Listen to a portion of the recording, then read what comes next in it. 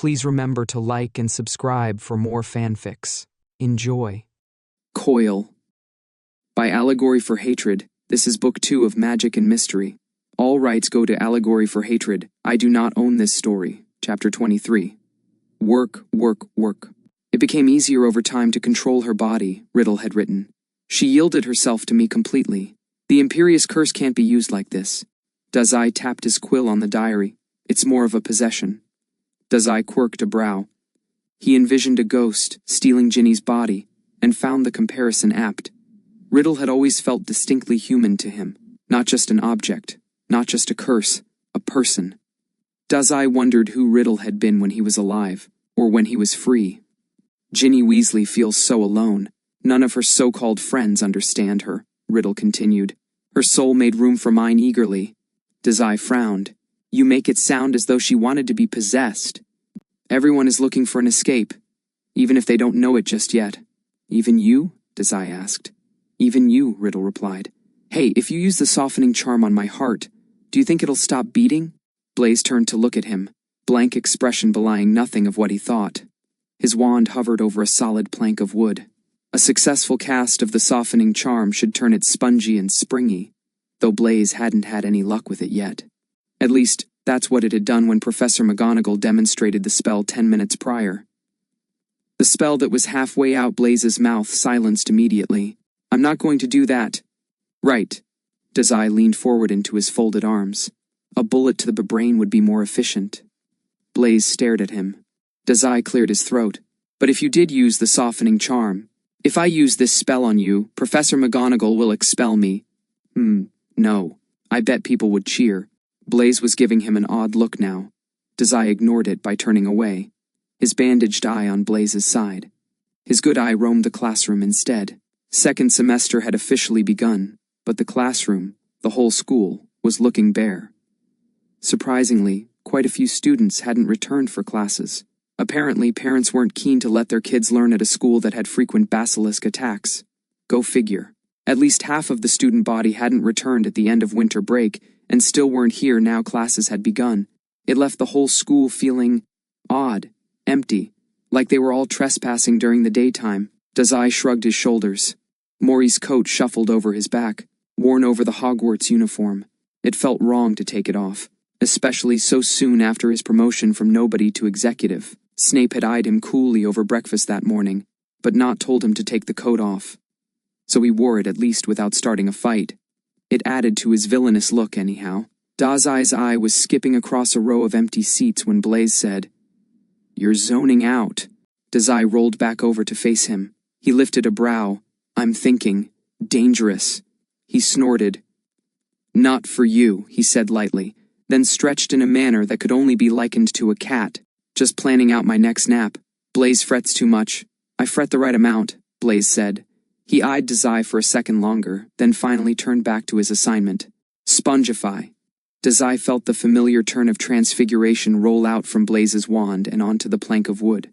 He knew, before Blaise even poked it, that the spell had worked. The once solid slab of oak fell under his touch. It looked a bit more like a pillow now, actually. Dazai made grabby hands at it.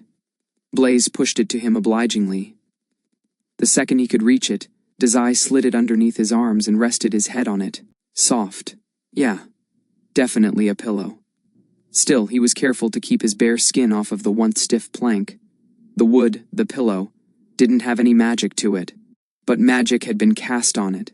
The annoyingly unspecific sensation of a transfiguration spell had already come and gone. Still, no longer human was unpredictable, almost as unpredictable as magic. Dazai wasn't exactly certain how no longer human would interact with the pillow, but knew he didn't want to risk anything with an audience. Transfiguration is so stupid, Dazai yawned. He shuffled further into the pillow. But I might like to learn this spell, Blaise hummed somewhere above him. Dazai didn't know. He'd closed his eye. Suddenly, a pair of footsteps came to stop directly in front of them. Mr. Dazai. Mr. Zabini. Blaise shifted beside him, turning in the direction of the stern, scolding voice. Dazai yawned. Reluctantly, he cracked open his eye. McGonagall had her arms crossed and a nasty press to her lips. She waited until it was clear Dazai was awake to listen, then said, Even though you will not be casting spells outside of remedial lessons, Mr. Dazai, I expect you to be reading the textbook. Rather that than distracting your classmate. There was a collective shuffle of bodies around them, as the rest of the class turned to see what drama was unfolding now. With most of the students absent, it was quiet enough that the whole classroom could tune in to listen. Dazai was mostly used to all the staring now, but it still had his hackles raising instinctively. Nothing to do about it, though. Everything was how it ought to be. Choosing to ignore the small crowd, Dazai glanced to Blaze, then indicated to his new pillow. He's already finished. Mr. Zabini is to cast it as many times as he can. Class is almost over. It's only that he's not casting it on my heart like I keep asking HM to...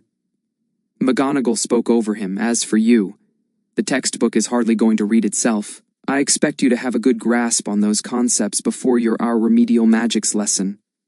I finished reading the textbook ages ago, Dazai told her. He shifted upright enough that McGonagall wouldn't yell at him for sleeping. Still, he made no move to grab his book, or bag, or any of the dozen assignments he was holding on to, but refusing to engage with. There was a typo on page 108, by the way. McGonagall blinked. Her arms unfolded, and something like surprise flitted across her face. Though it passed as soon as it came on, and a stubbornly contemplative frown took its place. And the essay? Several seats ahead of him, Draco suddenly choked on a laugh. Ah! Dazai trailed off. Mr. Dazai, McGonagall said slowly, as though speaking to a very young child. Need I remind you that refusal to do your assignments will result in your failing this class? This and every other class, Pansy testily whispered from her own seat, somewhere off to the left. One can only hope. Crabbe and Goyle laughed oafishly beside her.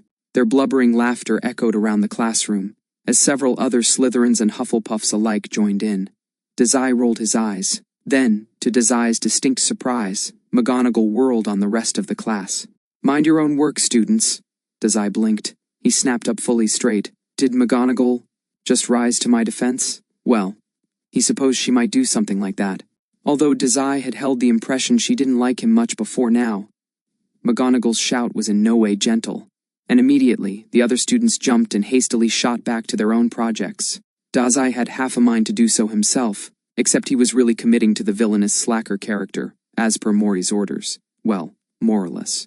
Everyone very quickly had gone back to their work, except when Dazai was turning back to McGonagall standing. Shadow, his eyes sudden snagged on Pansy, whose eyes lingered on Dazai's. Lowering. Something dark swirled in her eyes, expressive but unreadable. A storm cloud. A hurricane. Dazai's gaze narrowed on her. He had seen Pansy angry before, and this wasn't it. It was something else. For all the Loyalty Club had tugged at her patience, the events at Malfoy Manor had evidently yanked her a step too far. It felt distinctly dangerous in the way that Dazai had seen in some of Port Mafia's more unfortunate victims. When a dog is backed into a wall, it has no other options but to bow its head in defeat or start biting. This felt like a start biting sort of situation. Dazai itched to mitigate the oncoming disaster, because no one wore that kind of look without intending something nasty. He wanted to control things the way he had in the past, like clever words in interrogations, or targeted snipes in near fights. Only, that went against orders, didn't it? Unbidden, Mori's words were echoing in his skull again, rattling around where it wasn't wanted but was probably needed. Keep them around then, the memory of Mori's voice reminded him. Roughly translated to, let Pansy run amok against you. Just don't let her kill you. Stupidest addition to an order Dazai had ever heard. Don't die, regardless.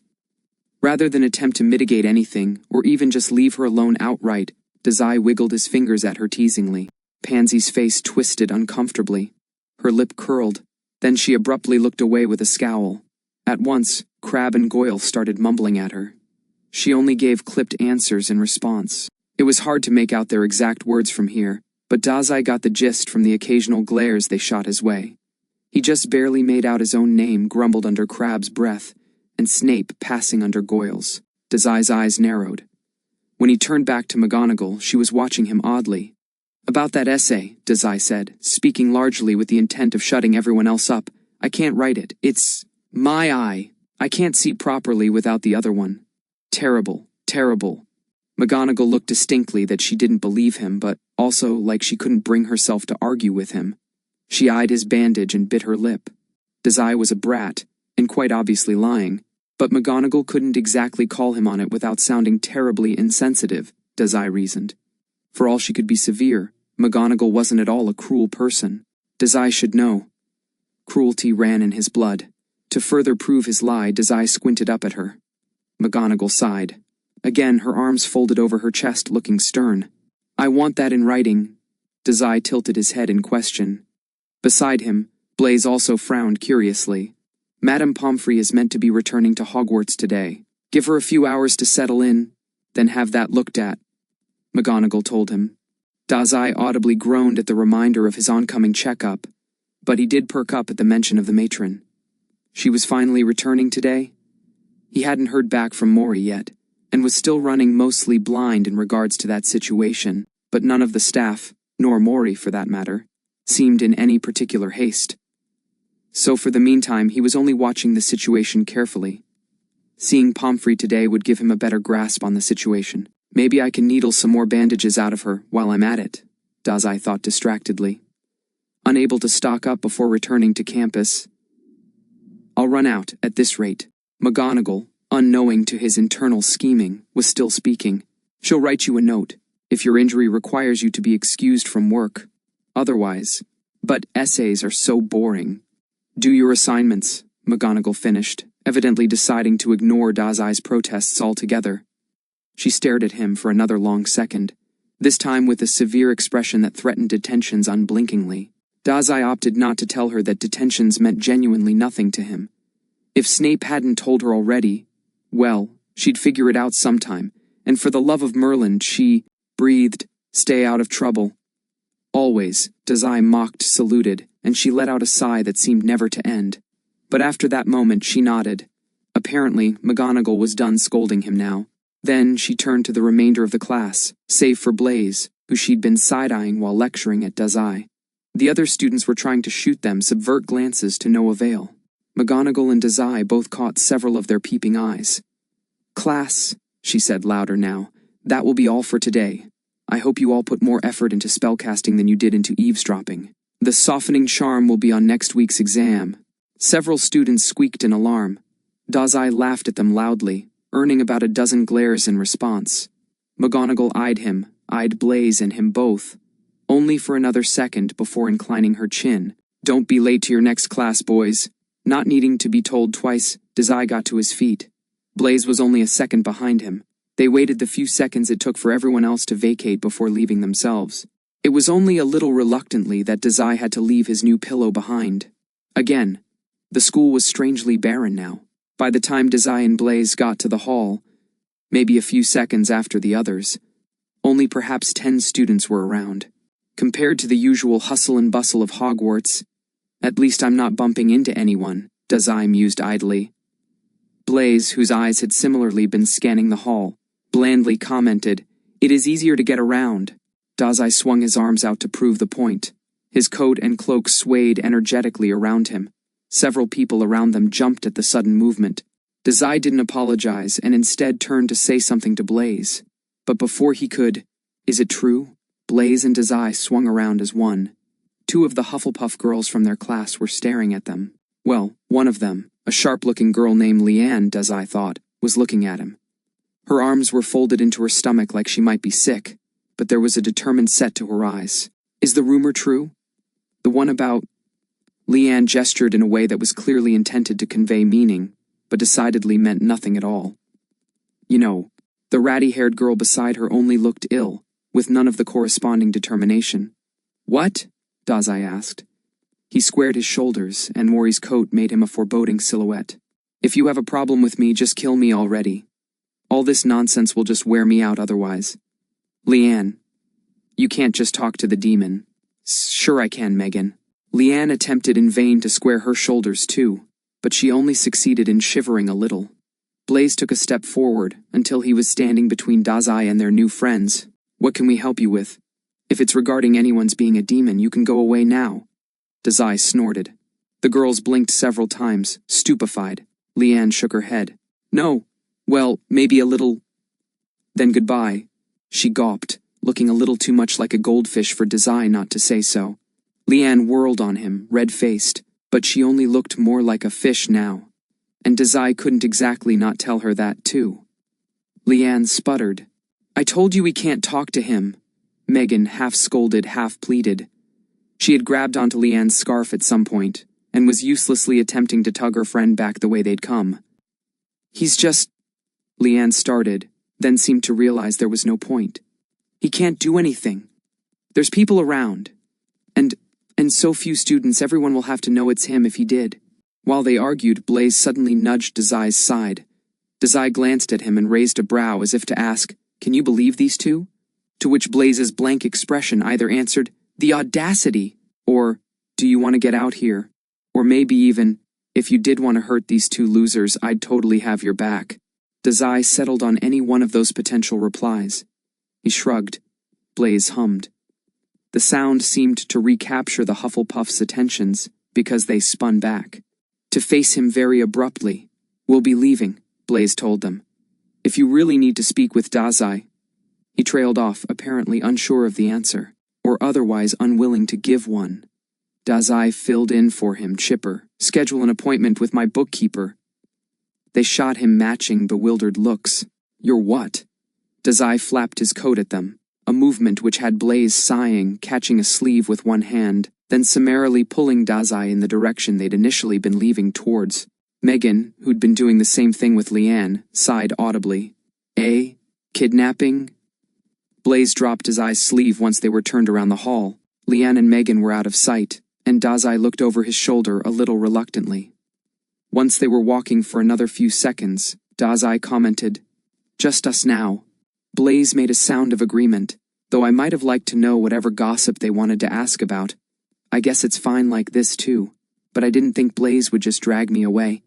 You know I like gossip. Although, did it even matter to keep track of gossip? Rumors? With Mori's plan in full swing, and the petrifications already taken care of, Dazai was finding little purpose in it, aside from the general rush it gave him to be in the know. Specifically when said gossip involved him. But it was kind of pointless now, wasn't it? Mori's schemes hardly cared what people were saying about him now. So long as it was bad, things were fine. Good, even. Dazai supposed. He glanced out the corridor window, at the drop to the breezeway below. It was quiet for a moment while they walked. The halls were significantly more empty now, what with their dawdling. Eventually, Blaze filled in the silence. People like those two are, he considered, then finally decided on, annoying. Really? Dazai asked. I mean, of course they are. But I thought you'd say they were boring, or something else passive like that. Blaze shrugged. I've been feeling annoyed lately. Why, you're like a whole new person now, with feelings and everything. How come? When people say bad things about you, he said wisely, or me, or any of my friends, here. His eyes pointed significantly at Dazai, though the mafioso wasn't sure why. I get annoyed. Dazai blinked. Then, when Blaze's words fully registered, he made a face like they'd stepped in something unpleasant and squelching.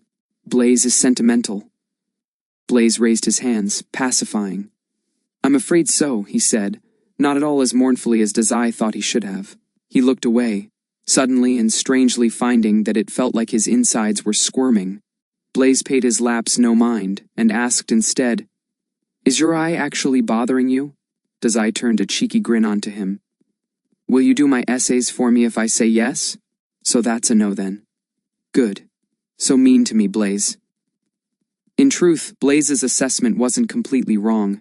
His eye still hurt, ached like nothing else, and the bandages still came away gunky every morning.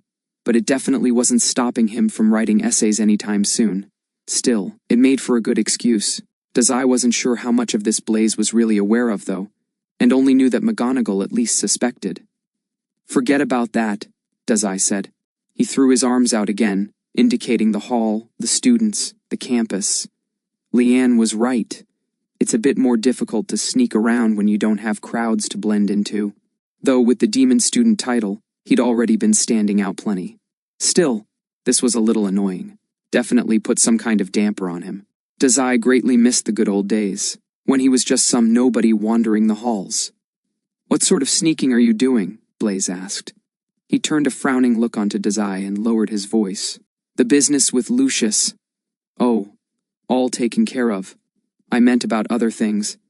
I want to do something fun. Mori's been keeping me too busy with work. Blaze's eyes lidded, thoughtful, and this fun involves sneaking around. Well, probably. If we follow too many rules, I'll go brain dead for sure. Somehow I'm glad Draco isn't here to hear you say that. Dazai laughed. You think he'd scold me? Blaze smiled smally. His eyes wandered the halls, but there was no sign of Draco, Pansy, or any of their other associates. Just a few other Slytherins Dazai didn't care to know, and a Ravenclaw Dazai had stolen a quill from once. I think you'd put him on high alert. Draco's always a little on edge, especially lately, with his father's involvement in Hogwarts affairs. He threw out his arms again, melodramatic. Bah! What a shame, though. I already told him I'm going to investigate a certain something. Draco didn't scold me so much, though. You think he's lying in wait? Blaze hummed. He tilted his chin back as they passed through the courtyard, as if soaking up the sun. A flower. Beside him, Dazai burrowed deeper into his coat. I think, Blaze told the sun, sneaking around, bickering. Things are finally getting back to normal around here. Mr. Dazai, your potion. Just seconds before the boiling, hissing brew exploded, Severus vanished it with a frantic wave of his wand. Dazai eyed the empty space as though it had betrayed him. Sir, he whined. What was that for? I was nearly finished. Finished exploding yourself? Exactly. Severus, along with the other students present, stared at him like he'd suddenly grown a second head. Not understanding Dazai's excitement, Severus sighed and pinched the bridge of his nose. Dazai let out a weary breath. He stared forlornly at where the potion used to be. I was really going to drink it this time, you know. That is hardly conducive to a passing grade, Severus reminded him none too gently. A few students snickered, which Severus ignored. He strode forward until he was only in front of Dazai, and by extension, Blaze. Those two stuck together like glue.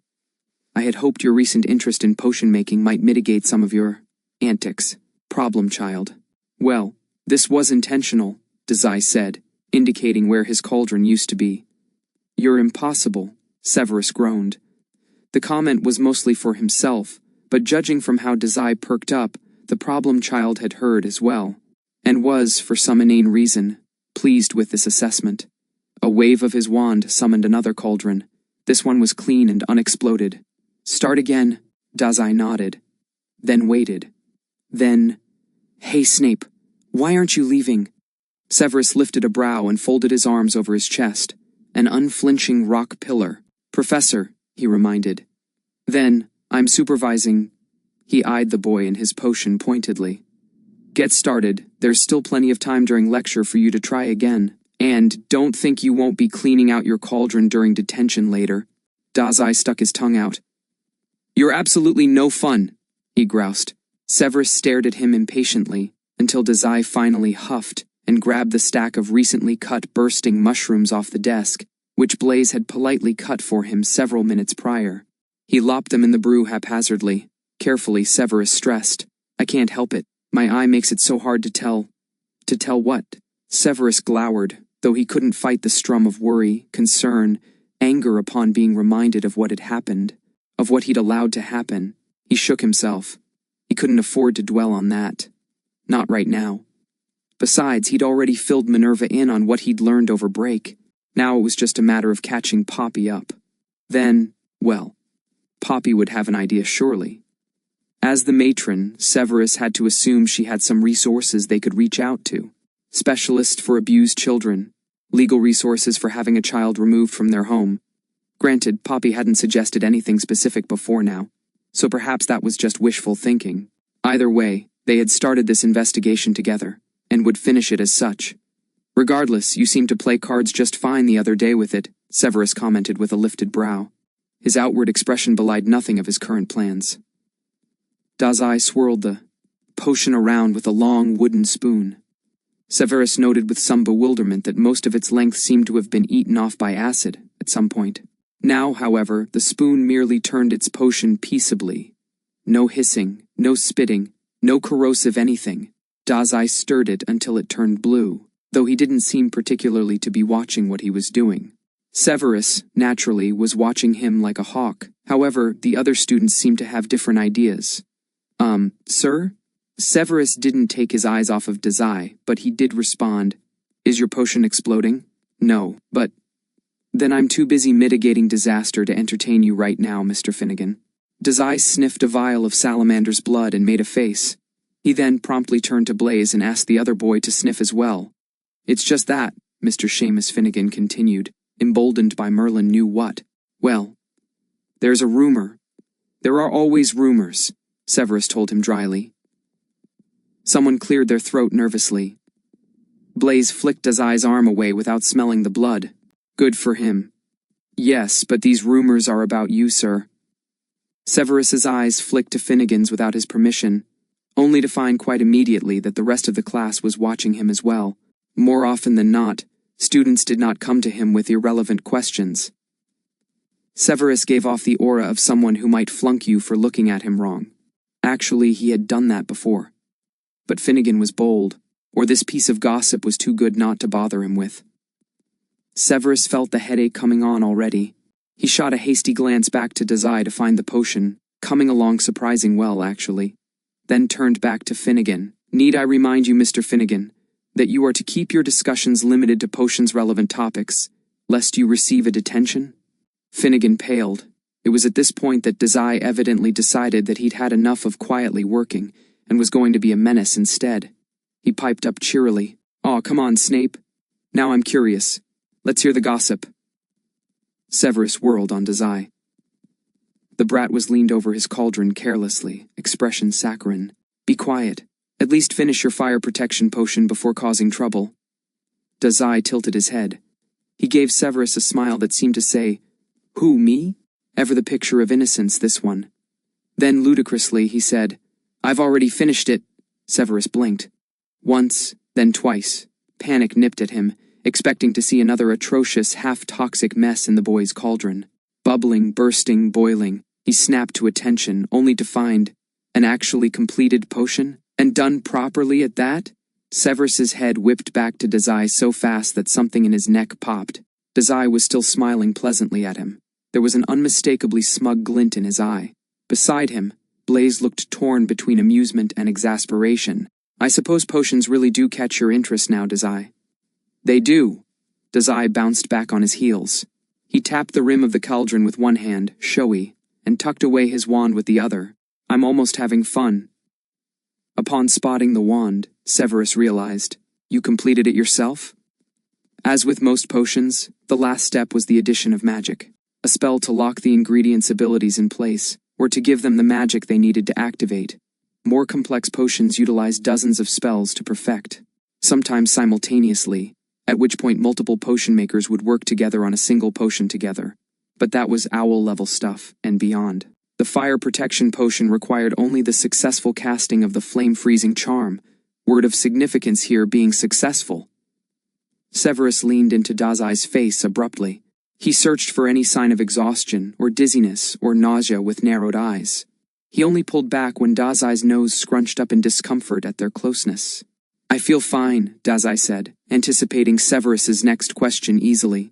"I watched Blaze cast it first, and figured the rest from there, a cursory glance. To Blaze's potion revealed it to be complete as well, and just a shade off of perfect." Severus swallowed. Sure enough, Dazai didn't seem ill. But the flame-freezing charm had not been one they'd worked on in remedial lessons, and he was certain the other professors hadn't dared instruct Dazai since the year previous. Which meant, "You figured it out on your own? That's fine, isn't it?" Dazai asked, not sounding like he cared one way or the other, but he was still eyeing Severus as though awaiting a proper answer. "As long as you aren't sick," Severus said after a short moment. Blaze, who was in between inspecting his own potion and Dazai's, said, "I walked him through the spell twice, if that means anything, sir." He was still staring down into their brews while he spoke, paying the professor no mind. Comparing the two potions, perhaps, though there was little difference in the brews save for a slight discoloration. Perfect and near perfect. To say Severus was flabbergasted with this development was an understatement. He knew Dazai was smart, knew he picked up spells fast, but to see him effortlessly excel in Severus's own field of expertise was a little jarring. More than jarring, unbelievable. This boy showed no talent in the field, had only picked up an interest a few days ago. And no, it wasn't an expert-level spell. But with Dazai's lack of studying, and his self-destructive magical sensitivity, it may have been one. Merlin's beard. Maybe he should have expected this. After all, when was his problem child not exceeding every expectation? Turning the impossible into possible? Twice? It was 1.5 times at most, Dazai protested.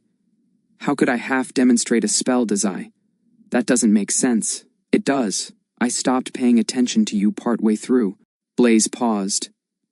Regardless of whether you were listening, I cast it twice. Let's say we're both right. Huh? Blaze is making things up again. Severus rubbed at his eyes. All the bickering. This was why he didn't like children. The bickering and the gossip. Because once again the classroom had filled suddenly with murmurs and whispers. Bickering and gossip. Two things Severus would rather do without, that children seemed to enjoy in leaps and bounds. It had been happening all day, in one class, then the next. Naturally, Severus had shut everyone up with a harsh glare and the threat of suspension. After all, rumors had become nastily common ever since the Daily Prophet started their tirade against Desai. But since winter break ended and second semester began, something new had sparked up the rumor mills again. Severus was making a point to stay out of it. He had bigger things to worry about anyhow. The abuse case he was going to have to file chief among them. Severus snapped at his class to return to work, and they did so, albeit reluctantly. Unfortunately, it was only silent for a second. I guess Snape doesn't care about the rumors either, Dazai drawled. Severus turned a piercing stare onto him. I do make a habit not to involve myself in whatever drivel you children are entertained by these days. Hey, me too. Although, aren't you a little curious? Blaze took a spoonful of his potion and stoppered it. He set it down on the tabletop where Severus would later collect it for grading. I'm not, he said, turning back to them. Well, that's because you're Blaze, Dazai said sagely. Then he beamed at Severus. But Snape here is the type to poke his nose where it doesn't belong. Severus glowered. Only where it's needed, he said, thinking about the last time he'd seen Dazai mid-panic attack, or post having his eye nearly gouged out. Severus tried to project as much with his stare, though Dazai only rolled his eye in response. Brat, don't you need to sate your curiosity? Dazai quipped. He leaned over his potion to peer around the classroom. Notably, his potion wasn't bottled like Blaze's was. Evidently that was the point at which Dazai had given up the assignment. Though Severus supposed he should be pleased the potion at least was completed today. If I were an professor. At Hogwarts, I would use all my authority to needle students out of their secrets. Severus shivered at the mental image of Slytherin menace Dazai attempting to teach anything. Wait, forget that. Why am I arguing with you again? Severus grumbled. Because I'm your favorite? How should I know, sir? Severus was just about to snap back. Something about detention that Dazai would inevitably laugh off, when the words were stolen from his throat. The door slammed open. A bang echoed so loudly it shook the stoppered potion on Blaze's desk free. It crashed open the floor a second later, shattered and splashed across the tile. Everyone in the room jumped, the least of which was Dazai, whose eyes briefly flashed with something desperate before freezing over. Shoulders stiff, defensive and poised, his hand disappeared into his cloak pocket, reaching for. Severus jumped as well. Barging in is not tolerated, he began. But the words died in his mouth immediately, because standing at the door was a frazzled-looking Poppy. She looked in one piece, Severus noted with relief, but harried certainly. Her hair was flown out and frayed in odd places, like she'd skipped caring for it, or scratched at it agitatedly for some time. She was out of breath. Only adding to the strangeness of Poppy's sudden appearance was that she was wearing muggle clothes. Not her usual matron's fare, but instead a neat-looking woman's suit. That was what the students saw, at least. But Severus had known Poppy for some years now, and more than that, had worked closely with her starting last year when Dazai first fell ill. Investigated an abuse allegation with her. Hid things from their direct superior with her. Severus knew Poppy, knew that the wild look in her eyes meant, we need to talk, now. The whites of her eyes spoke volumes. Class is dismissed, Severus announced suddenly. His eyes did not leave Poppy. What had happened? He knew she didn't find Dazai in Yokohama. He'd found the boy at the Malfoy estate instead, and she didn't look hurt, thank Merlin. But everything about her screamed that something had happened, something big. Severus racked his brains for what, but only was able to speculate about what Poppy may have learned in Yokohama, that city of secrets. When no one moved, Severus demanded, "Out. Now." They hesitated for only a second, but Severus's volume was not to be argued with. Needing not be told further, the class scampered out hastily. A few Gryffindors stumbled when grabbing their books. One neglected to grab their things at all, in a rush to leave. A moment later and they were all squeaking past Poppy, who still stood in the entrance. They parted around her. "Madame Pomfrey," Dazai said, still stood by his potion. Blaze was a burr in his side. "Welcome back." Because, of course, Severus's problem child and his best friend wouldn't leave when they were told. Severus didn't have the patience for this now, not with Poppy looking the way she did, looking at Dazai, with lips thin and eyes stressed. When her eyes landed on Dazai's new bandages, however, horror overtook her expression. Even across the room, Severus could see how her body shook with a quivering breath. Next thing he knew, Poppy was dashing across the room. All of her earlier starkness was gone, and replaced by the overprotective Poppy that inhabited the infirmary after a particularly nasty Quidditch match. She was at Dazai's side in seconds. Dazai took a jerking step away from her sudden approach. Luckily, Blaze caught him by the shoulders before he could fall head-first into the still swirling potion. "Oh dear," she gasped, hands reaching out to cup his face. Dazai squirmed under her hands. But when she didn't let up and it became clear Poppy wasn't backing down, he gave up fighting. Dazai's shoulders remained tense, but his face had gone slack. What happened? How fresh is this? Apparently, Severus crossed his arms, skepticism obvious. He was mugged. They took all my money. Or whatever. Whatever, Blaze echoed unenthusiastically beside him. Dazai tried to shoot him a glance, but was held firmly in place by Poppy's hands. She turned his head to and fro, inclined his chin to see the bandages in the light. But Poppy made no move to remove the bindings currently covering his socket. She looked like she wanted to, though. Severus told her, "I've taken a look at the wound." He debated how much to say. It seems to be healing as well as it can be. Considering, "I still want to look at it myself," she said after another moment of inspection. "Of course." She hummed contemplatively, then slowly dropped her hand from Dazai's chin. The boy wasted no time in stepping away from her. Poppy eyed him apologetically, but there was still something strange and tight in her expression. Meanwhile, despite his obvious discomfort, Dazai's smile was at full capacity. It made their current exchange feel especially jarring. "Madame Pomfrey is welcome to take a closer look at me right now," Dazai offered. The corners of his eyes crinkled. Severus blinked in shock. He'd been expecting to have to drag Dazai tooth and nail to the infirmary. Even Blaze looked mildly surprised at Dazai's offer. It was only Poppy, still wearing that odd, stiff posture as she was, who didn't react outwardly. Severus was immediately reminded of their situation, Poppy bursting in mid-lesson. Her trip to Yokohama. He answered for her, "Perhaps after dinner, Mr. Dazai. Poppy has only just returned to Hogwarts. She'll need some time to settle in before dealing with all of your nonsense." Dazai side-eyed him. "But Severus is always pestering me to get looked at," he whined. "And even though it only bled a little this morning—" "It was bleeding today?" Poppy asked, jarred. Dazai nodded avidly. Poppy paled. "If a cut you got over break is still bleeding, it was really more of a gouging," Dazai chirped helpfully. If Poppy was pale before, she was white as bone now. Severus's nose scrunched at the gory description, but he could hardly fault it. Even now, after he'd seen to it that Dazai's wound was clean and as patched up as it could be, the image haunted him. A student's face, bloody and scarred, a hole where the left eye should have been, stitches that arched expertly around a stab wound. It curdled something in him, even now, and appeared in his dreams late at night. "Poppy," he reminded, "whatever you need to tell me is clearly an emergency. I'm sure Mr. Desai can wait a few minutes." She shook her head. "This is more important," she said. Severus wanted to argue, the need to know what had shaken her so terribly practically aching, but also knew, if it were him, he would treat the boy first and pursue investigations later. Hell. He'd been in that situation just over winter break.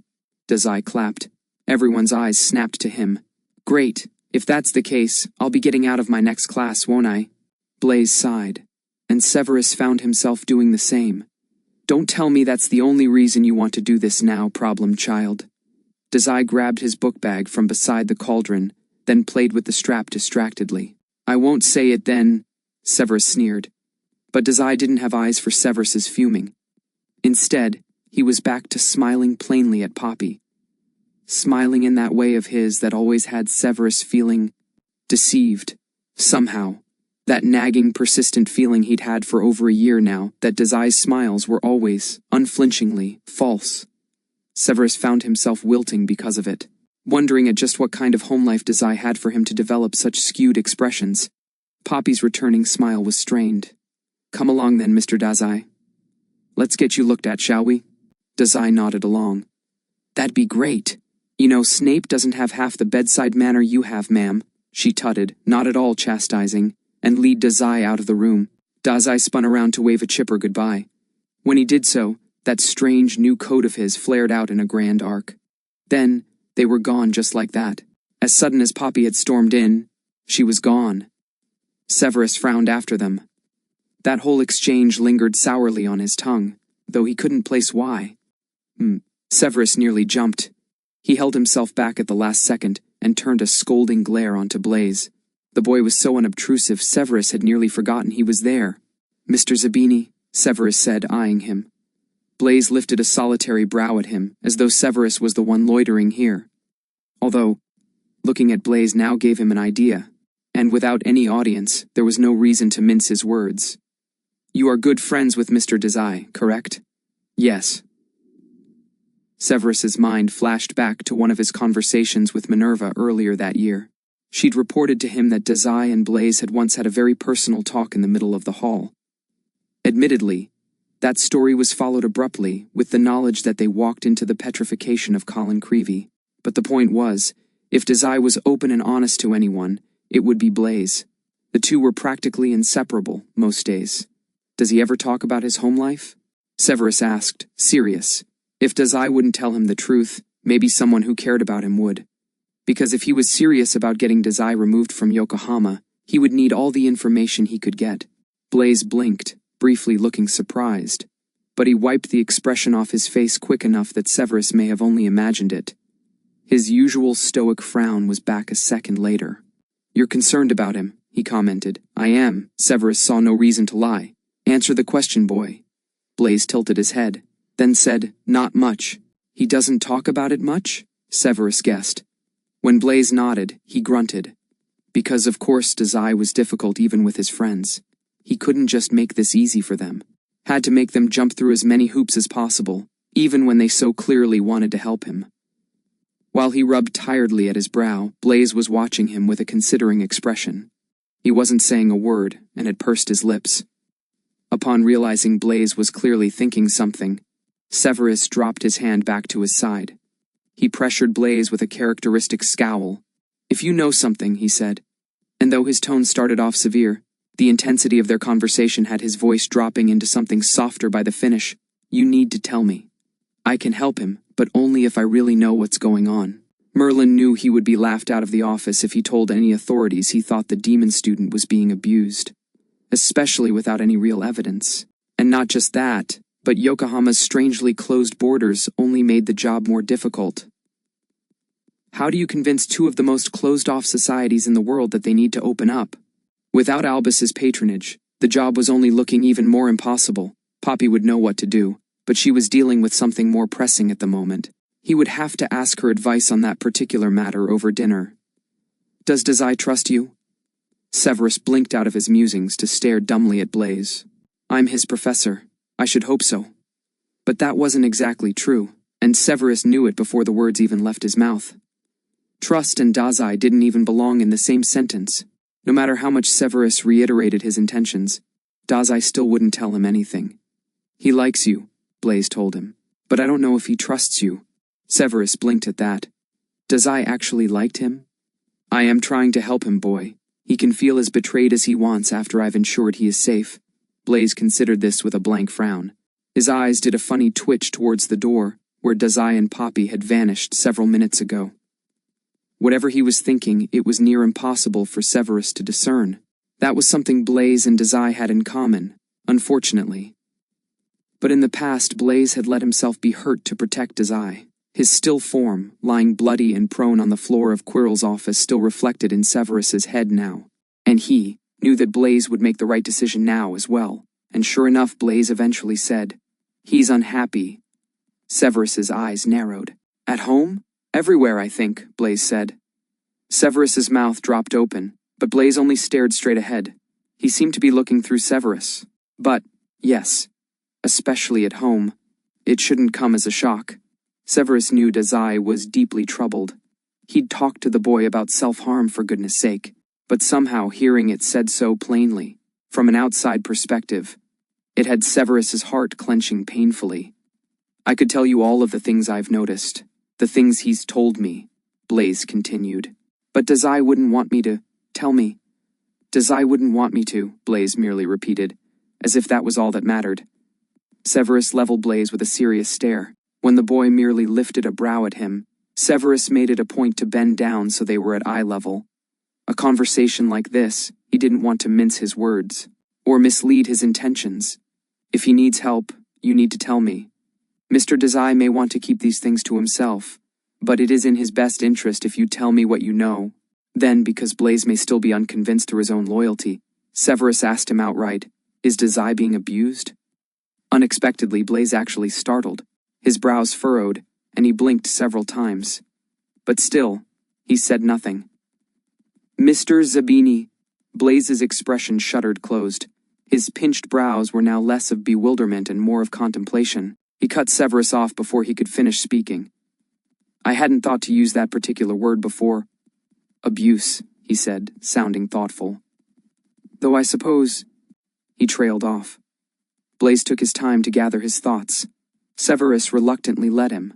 A long moment passed between them. Severus was glad he'd sent the other students away early now. The next class wouldn't begin for another dozen or so minutes. There shouldn't be any interruptions for this conversation until then. And for all this was giving him a headache, this talk was necessary. If need be, he would cancel next hour's class as well. No hesitation. "I know it can feel like betraying a friend to divulge their secrets," Severus said, as gently as he could manage. This was hardly his forte, and once again he was wishing Hogwarts had a counselor.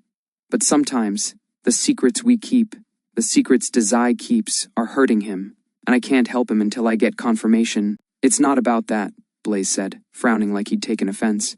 "Dazai is my best friend, so he knows that at the end of the day, I'm just going to do whatever I want. I want to keep him safe. So do you. It's as simple as that, really. Dazai understands." Was their relationship really that trusting? Severus couldn't quite imagine a friendship so confident. Then, evidently having settled on a course of action, Blaise reiterated at length, "He doesn't like talking about his home. He does not." Understatement of the century. A full semester of prodding, and all Severus had learned was that Yokohama probably had a high crime rate, and that Mori was a slimy bastard who locked his adopted son in dog cages. Severus had to take a breath. "But," Blaise said, "when he does talk about it, he's different." "Different how?" Blaise paused again to order his thoughts. He seemed to take several seconds to coordinate everything he said, and would say nothing at all if pushed too suddenly. But Blaise was blunt when he spoke. Not at all like Dazai, who alternated between quick, snappy replies and thought-out counters, who seemed never to actually answer a question when asked. "Brat." Eventually, Blaise told him, weighed down. The world is on his shoulders and he doesn't want it to be. He looked dead into Severus's eyes. His guardian asks him to do things, and Dazai will break his back trying to do it. You can always tell when Dazai's been thinking about home, or corresponding with his guardian, because he'll start talking about killing himself in a way that doesn't sound like it's a joke anymore. Severus didn't think he'd ever heard Blaise say so much at one time, but also, dread curdled Severus's stomach. As he attempted, he couldn't even bring himself to finish that sentence. Blaise shook his head. "Not to my knowledge. Thank the stars."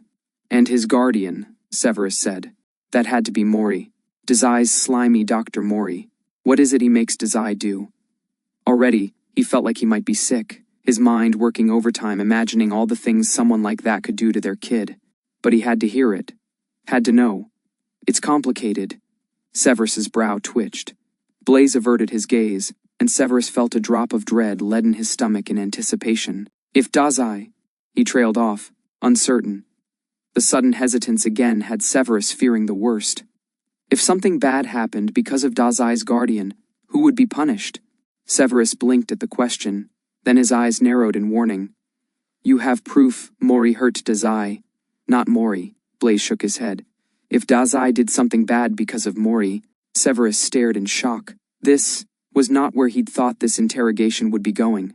He worried his bottom lip, then plowed forward. What has Dazai done? Blaze paused, again. But he must have heard the growl in Severus's throat, the hidden threat there. Because when he spoke next, Blaze's voice was deceptively light. He shook his head once more as if to dispel their conversation. I see. Anyhow. No, anyhow. Tell me. Anyhow, Dazai is firmly loyal to his guardian. He won't just leave because you ask him nicely. Blaze's eyes fell to the potions beside them. The flames had gone out several minutes ago. The brews were no longer boiling, and had thusly been preserved at their stage of completion. Perhaps you've realized, Dazai considers most of his relationships in terms of give and take, boss and subordinate. It's the same between Mori and him. Severus glowered. What has Dazai done? He asked again, no less stern. He racked his mind for all the things Dazai could have done, and came back with a laundry list of complaints made by the Daily Prophet. But surely, even Dazai's awful guardian couldn't force his son to do any of those outrageous atrocities. Whatever you think is happening to Dazai at home, Blaze ignored him, is probably true. If not, you've probably underestimated his situation. Honestly, he sighed. And it was the first show of genuine emotion beside quiet surprise Severus had seen on him all day. Exasperation. It felt ill-fitting to their conversation, but sure enough, Blaze wore that look now on his face. Every time he opens his mouth, I learn something new about him. Have you tried just letting him ramble? He'll do it over chess if you play badly enough. Chess. Severus supposed he shouldn't be surprised. Dazai was smart, even if he never bothered to show it. Moreover, the boy clearly liked playing annoying games. Severus was no good with it, and certainly nowhere near Minerva's level of expertise. Then, Blaze hummed, I should be getting to class. Severus glanced to the clock. Tell me what you know, Mr. Zabini. I am not here to play games with a student's well-being on the line. Blaze whirled a glare onto him. It was so fierce, even Severus almost flinched back from it. I'm not playing. Then he sighed. And at once all the ferocious fire in his eyes blew away again. I've no idea why Dazai likes you so much, sir. Severus's brows raised. You are a very blunt child, he commented plainly. Sure. Blaze turned to Dazai's potion. Then, with practiced ease, he bottled Dazai's assignment up for him. The motions captured Severus's attention and held it for several seconds. Eventually, Severus sighed. He would be getting nothing more from Blaze.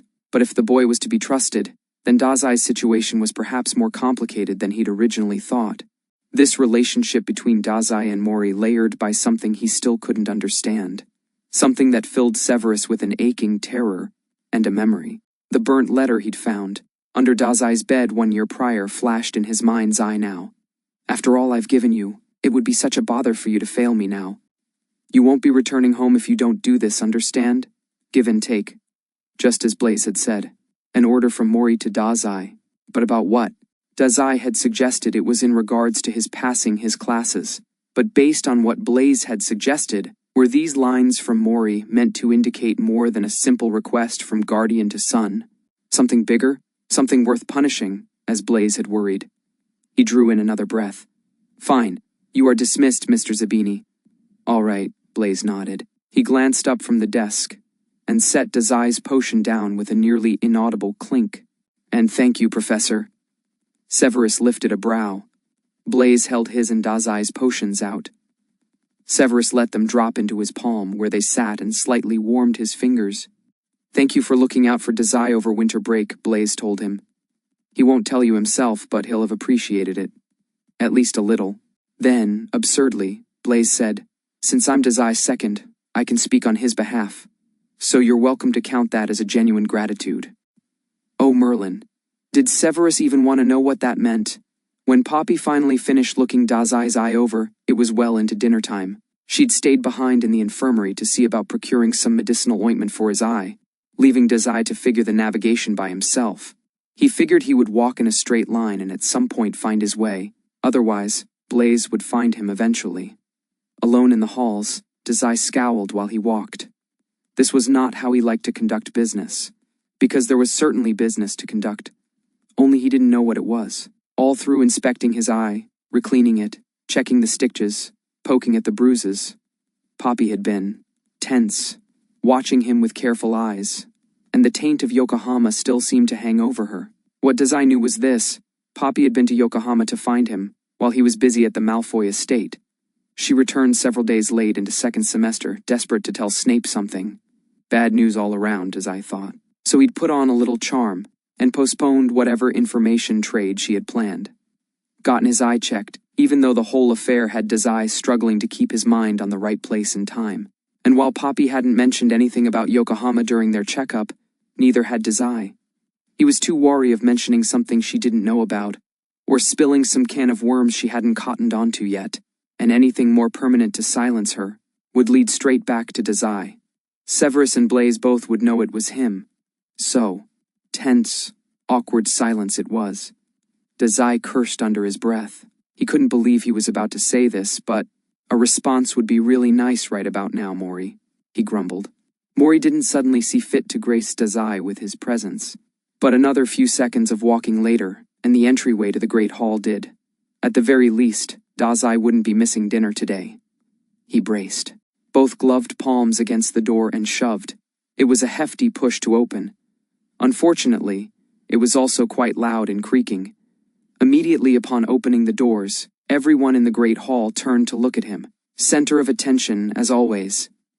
Dazai grinned toothily at them, and they all looked away. All except for a familiar group sitting around the end of the Gryffindor table that was... Dazai, Fred called, arms waving energetically over his head. George did the same, calling, "Over here!" Dazai cast a quick glance to the Slytherin table. It was mostly empty, so Draco and Blaze were easy to find. Pansy was sitting several seats away from them and forlornly tearing at a cut of lamb. Blaze, evidently sensing Dazai's eyes on him, glanced up from his conversation with Draco. He raised a hand and smiled. Dazai waved back, then inclined his head towards the Gryffindor table. "Sit over here today?" the gesture asked. Blaze paused. He said something to Draco, then turned back to Dazai to shrug. He made no move to get up. Guess not, then. Dazai tried not to feel too sour about it. Regardless, he walked to the Gryffindor table. He wasn't halfway to sitting when the twins each grabbed a shoulder and rather forcibly sat him down between them. Ron and Hermione both shot him an apologetic look. But the twins were practically shaking with excitement over something, and weren't perturbed even when Dazai protested with a curse. But before the twins could spit out what was exciting them so much, another Gryffindor suddenly cut in. "Hey, he can't sit here. Yeah, he's a snake. Not to mention a demon. And you know what they're saying now about him and Professor Snape?" "Oh, bugger off, Kenneth." Fred swatted the air. "Half the students are gone anyhow." George nodded emphatically. "He's hardly taken someone's spot." Kenneth squared his shoulders, ready for a fight. But before he could say any more, someone else interjected. Everyone turned to the end of the table, where Percy Weasley was scowling over a bowl of steaming soup. Beside him, Ginny and Luna were watching their conversation with interest. Evidently, Dazai wasn't the only person sitting out of place today. "It's fine, Mr. Towler. Mr. Dazai can sit here if he'd like." Kenneth gawped and spat. "Oh, point to Perk for best big brother." Though Fred and George looked ecstatic, Ron was staring at Percy like his brother had suddenly grown a second head. "Percy? Breaking the rules? I don't believe it." Percy flushed a brilliant shade of red. "There's no rule against him sitting here, as long as he doesn't start any fights." Dazai raised his hand in mock salute, and Percy smiled at him in a way that was not at all reassured. "But he's fine," Percy concluded. Kenneth's mouth snapped shut, and several other Gryffindors, who had been preparing to say their piece as well, did the same. "Back to dinner now, everyone. I won't tolerate anyone who starts a ruckus." Dazai blinked. That was the second time now Percy had come to his defense. He was mentally reconsidering all of their previous interactions for a clue as to why, when Fred and George apparently could no longer hold in their excitement, he turned to them when their bouncing in place became too obnoxious to ignore. "Dazai." I can't believe you didn't tell us. Dazai squinted at them. He ignored the plate of lamb that was being shoved in front of him and pushed it aside to set his bag down instead. He was sure he didn't know what these two were on about. They'd spoken every day since Dazai's return to Hogwarts, and since then, Dazai had done nothing but loiter around the office with Riddle, or bully Blaze into games of chess. Tell you what, Dazai had secrets, sure, plenty of them, but the only one currently at risk was... His eyes flicked to the staff table expectantly. Poppy wasn't there, yet, and there was no way anyone else had reason to suspect Yokohama for what it really was. About Snape, Fred and George said simultaneously. Dazai blinked. He looked to Snape, but the man was only frowning into his soup. Lockhart was making some grand show beside him that apparently could not be escaped. He lifted a brow at the twins. About Snape what? But hold on. Was this about what everyone had been whispering about all day? Something, Snape and Dazai. That's right. After transfiguration, then again in potions. And again, just now. There was some new rumor everyone was just dying to ask him about. Usually, if he didn't find out the rumor immediately, it died out pretty quick. But if even the twins were bringing it up, Fred and George slammed their hands down. Professor Snape is your dad. Dazai stared. He's, what? Your dad? Fred echoed, as George leaned close to his ear to whisper. Your dad. I can't believe we didn't notice sooner. He took you to Diagon Alley first year and everything. Dazai looked, between them bewildered. You've gone insane. Across the table, Hermione let out an exhausted sigh. She ran a hand down her face. Don't bother Dazai with the rumors, you two. Kids are always spreading around nonsense. Let's not fan the flames. Ron hastily chewed through the lamb in his mouth. It was a rather grotesque display, but when he loudly swallowed a few seconds later, he at least wasn't speaking with his mouth full. Not fanning the flames if everyone already believes it. Maione, he hardly needs more bad press. It is awful to be related to Snapey, George said. I'm not related to him, Dazai countered, audibly baffled. I know you two know this already. Fred blew a raspberry and flapped his hand dismissively. Sure, we know it, but everyone else is bringing up some valid points. So we're jumping on the bandwagon. That first time we met in Diagon Alley. Fred counted off on his fingers. Then he personally brings you back from winter break, plus the bonus lessons he just has to personally teach you himself, and how he lets you get away with so much more nonsense than everyone else. Talking back to him and stuff. I can kind of see a resemblance too, George said, squinting and turning his head. A gloomy kind of atmosphere can be genetic, you know. Lately, you've got these bags under your eyes, Snakey, and you know Snape always has that deeply exhausted look to him too. He gestured vaguely to Dazai's face. Dazai flicked a piece of lamb at them. It smacked Fred in the face and had him spluttering. He's a bleeding heart, Dazai told them. You just don't needle him enough to see it. Hey, I resent that. Yeah, we bother him plenty, and only ever get detentions for it. Dazai rolled his eye. Detentions are old news. Again, his gaze wandered to the staff table. Snape was staring at Dumbledore with an expression that was difficult to make out from this distance. Dazai wondered what they were talking about. Perhaps Snape was also getting drilled about this new rumor? Or maybe not. Dazai searched for Poppy at the table and didn't find her. He was finding it difficult to care about some nonsense rumor when Poppy's secret trip to Yokohama was so much more pressing. Dazai? Hermione asked. Dazai turned back to her. She had followed his gaze to the staff table and was now watching him with a pitiful expression. It's only a rumor. I'm sure this will all blow over in no time at all. Blow over? Once the Daily Prophet catches wind, we'll never hear the end of it. Ron huffed. Hermione shot him a truly scathing glare that had Dazai chuckling. Fred and George shared a look, then frowned. Sorry, does it bother you? The rumor? Dazai asked, and they both nodded. He shrugged. Should it? Well, I think a lot of people might be uncomfortable. Hence all the buzz about you two being related. Can you imagine? How shocking it would be if we found out someone like Crabbe was actually related to Dumbledore. Ron's nose scrunched up. The headmaster, related to that brute? That's an awful thing to call our classmate, Hermione sniffed. Though you do have a point. Ron grinned triumphantly.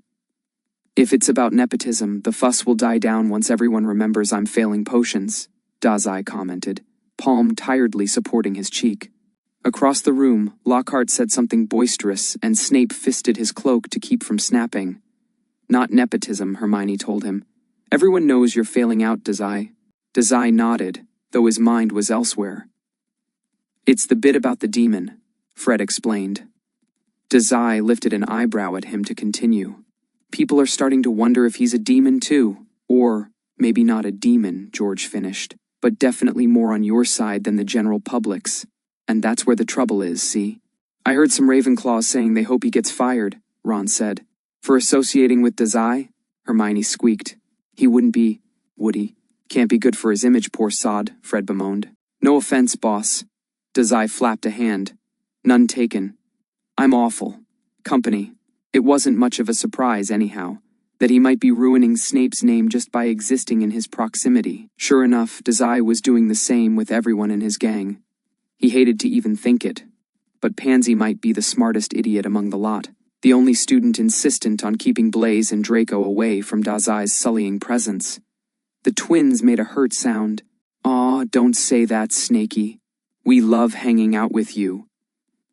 Dazai was saved having to respond when a far door suddenly swung open, catching his attention sufficiently. Madame Pomfrey entered through it a second later. She shut the door at her back quietly, and it seemed only Dazai had noticed her entrance. Pomfrey glanced around the great hall, apparently taking a quick stock of her surroundings. She couldn't have missed how barren the tables were, how second semester had left them all lacking for company. Her eyes skipped over the Gryffindor table last. She was half-turned to the staff table when, abruptly, she blinked and whirled back around to stare straight at Dazai. Theirs eyes met across the gap. It was hard to make out just what sort of expression Pomfrey was wearing, but Dazai didn't like it. After a second, a welcoming smile graced her lips. Dazai smiled in return, but felt none of it. Yokohama clung to her like a plague. Dazai itched to cleanse her of it, silence whatever secret she must have learned. Should he have taken the risk? Called Pomfrey on it during their checkup? Now Pomfrey was walking determinedly towards Snape. Dazai could hardly jump up and stop her now. Snape greeted Pomfrey with a serious mien. She took the seat beside him, said something far too quiet and far too distant for Dazai to make out, then shook her head. What would Mori do? Dazai thought, and Mori's voice echoed, You're too sentimental, and act like a real mafioso, and my favorite executive. Dazai was still deciding on the most covert course of action he could take to grill Pomfrey about Yokohama, without also revealing his hand when the universe decided it had other plans for him. Or rather, Mori had other plans for him. Because not a second later, a year-old Norwegian Ridgeback crash-landed onto the table. Dazai's Norwegian Ridgeback. Gasps and screams pierced about the great hall. He heard several people shoot to their feet. A wild dragon had just broken into Hogwarts, about to attack a student. A monster! Oh my stars! Do something! Trilling excitedly, Egg proudly dropped a letter in Dazai's lap. Then she plopped down onto her haunches and preened. The great hall went dead silent. Dazai unfolded the letter. It seemed as though everyone waited with bated breath for what the letter might reveal, or what Egg might do next. Dazai, Mori had written. Your professors are becoming a problem. I'll leave the business of Severus Snape and Minerva McGonagall up to your personal discretion. Egg yawned so big and wide her jaw cracked. She had a million sharp teeth. As for Poppy Pomfrey, Mori said, eliminate her immediately. The tense silence covering the great hall snapped. Suddenly, the screaming had exploded tenfold and Dazai felt it in his lungs. Don't disappoint me, darling. Chapter 24, Big Bad. Incendio. The spell left Dazai's mouth before he could think to do anything else. Within the second, Mori's letter was no more.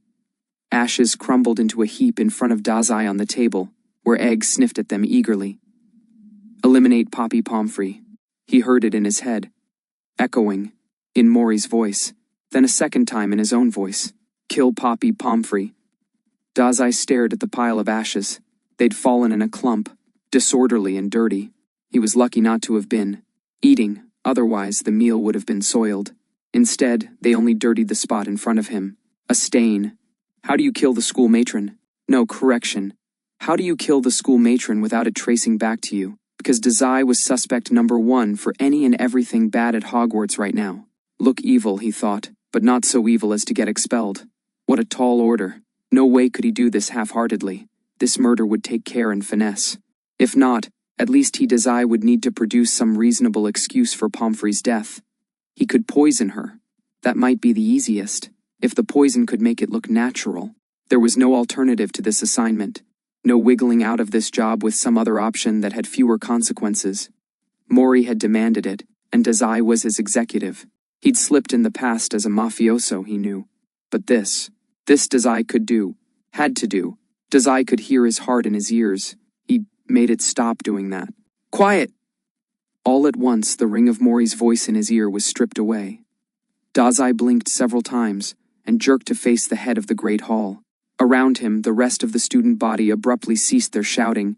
Dazai had nearly drowned them out with his own turbulent thoughts, but it was like a snapping rubber band.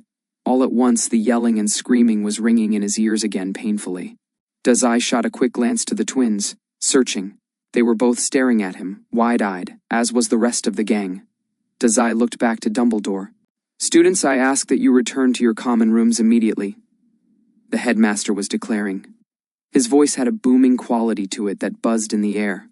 "A volume amplification spell? Your prefects will guide you there safely." For a second, Dazai was confused. But then, a plume of smoke fogged over his table and he realized, as far as the staff are concerned, there's a wild beast here.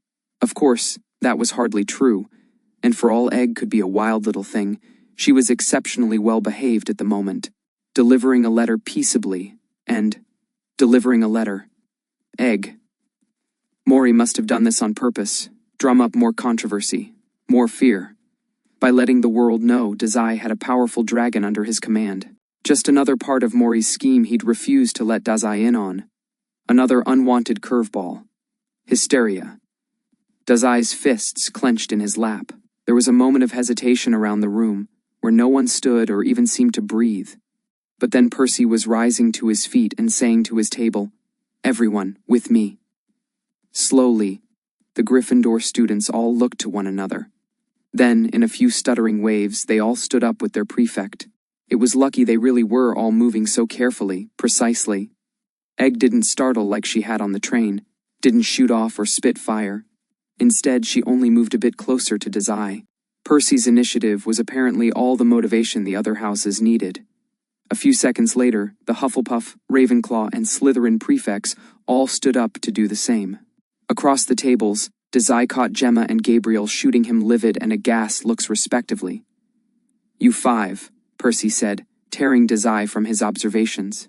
He was staring at Dazai's gang, who as a whole had yet to move away from where Egg was preening between them.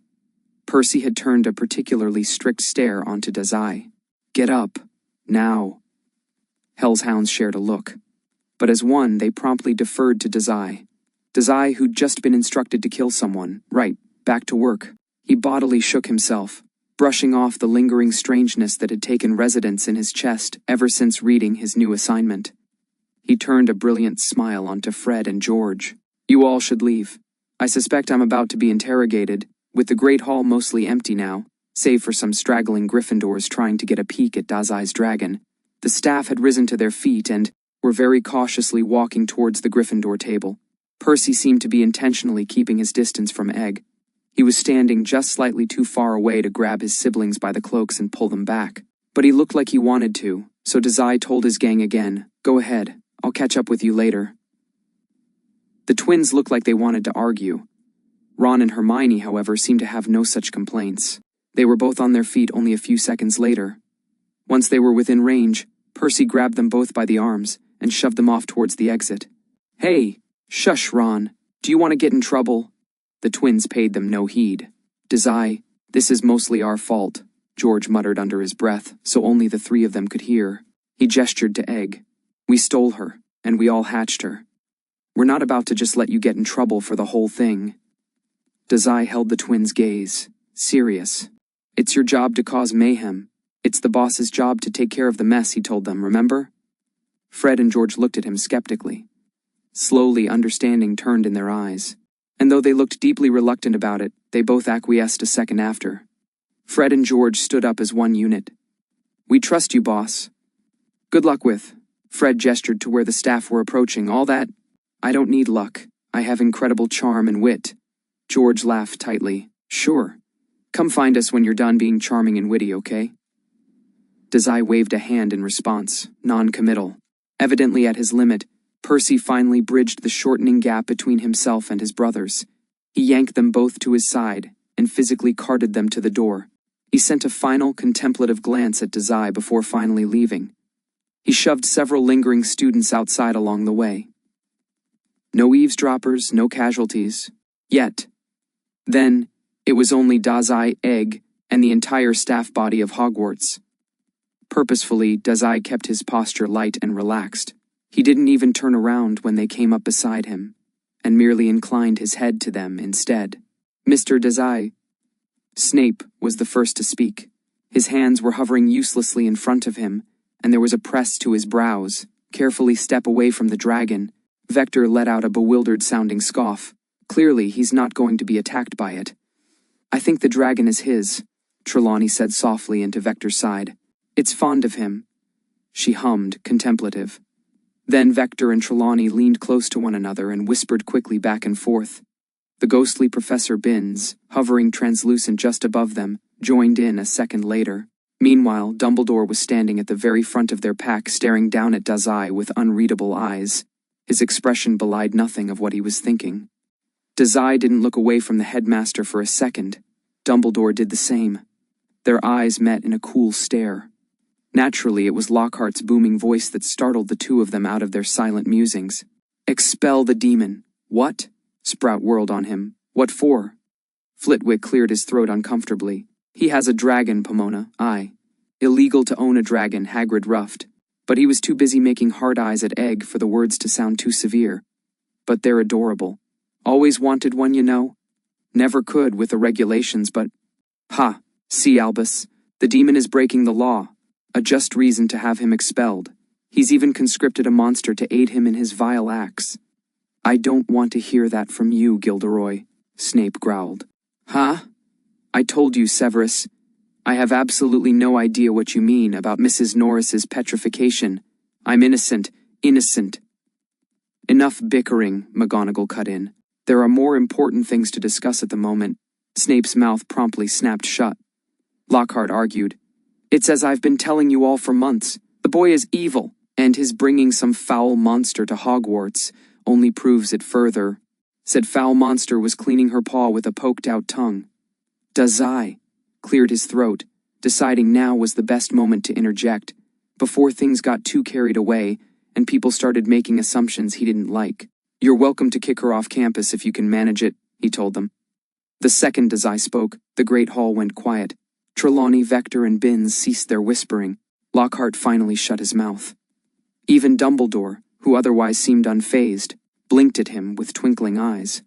Though the headmaster seemed to be less surprised than vaguely amused. She tends to follow me around, but if you can make her stay away, that's fine too. It was silent for a moment. Dazai wished he could take the yawning seconds to appreciate the bewildered faces everyone was wearing.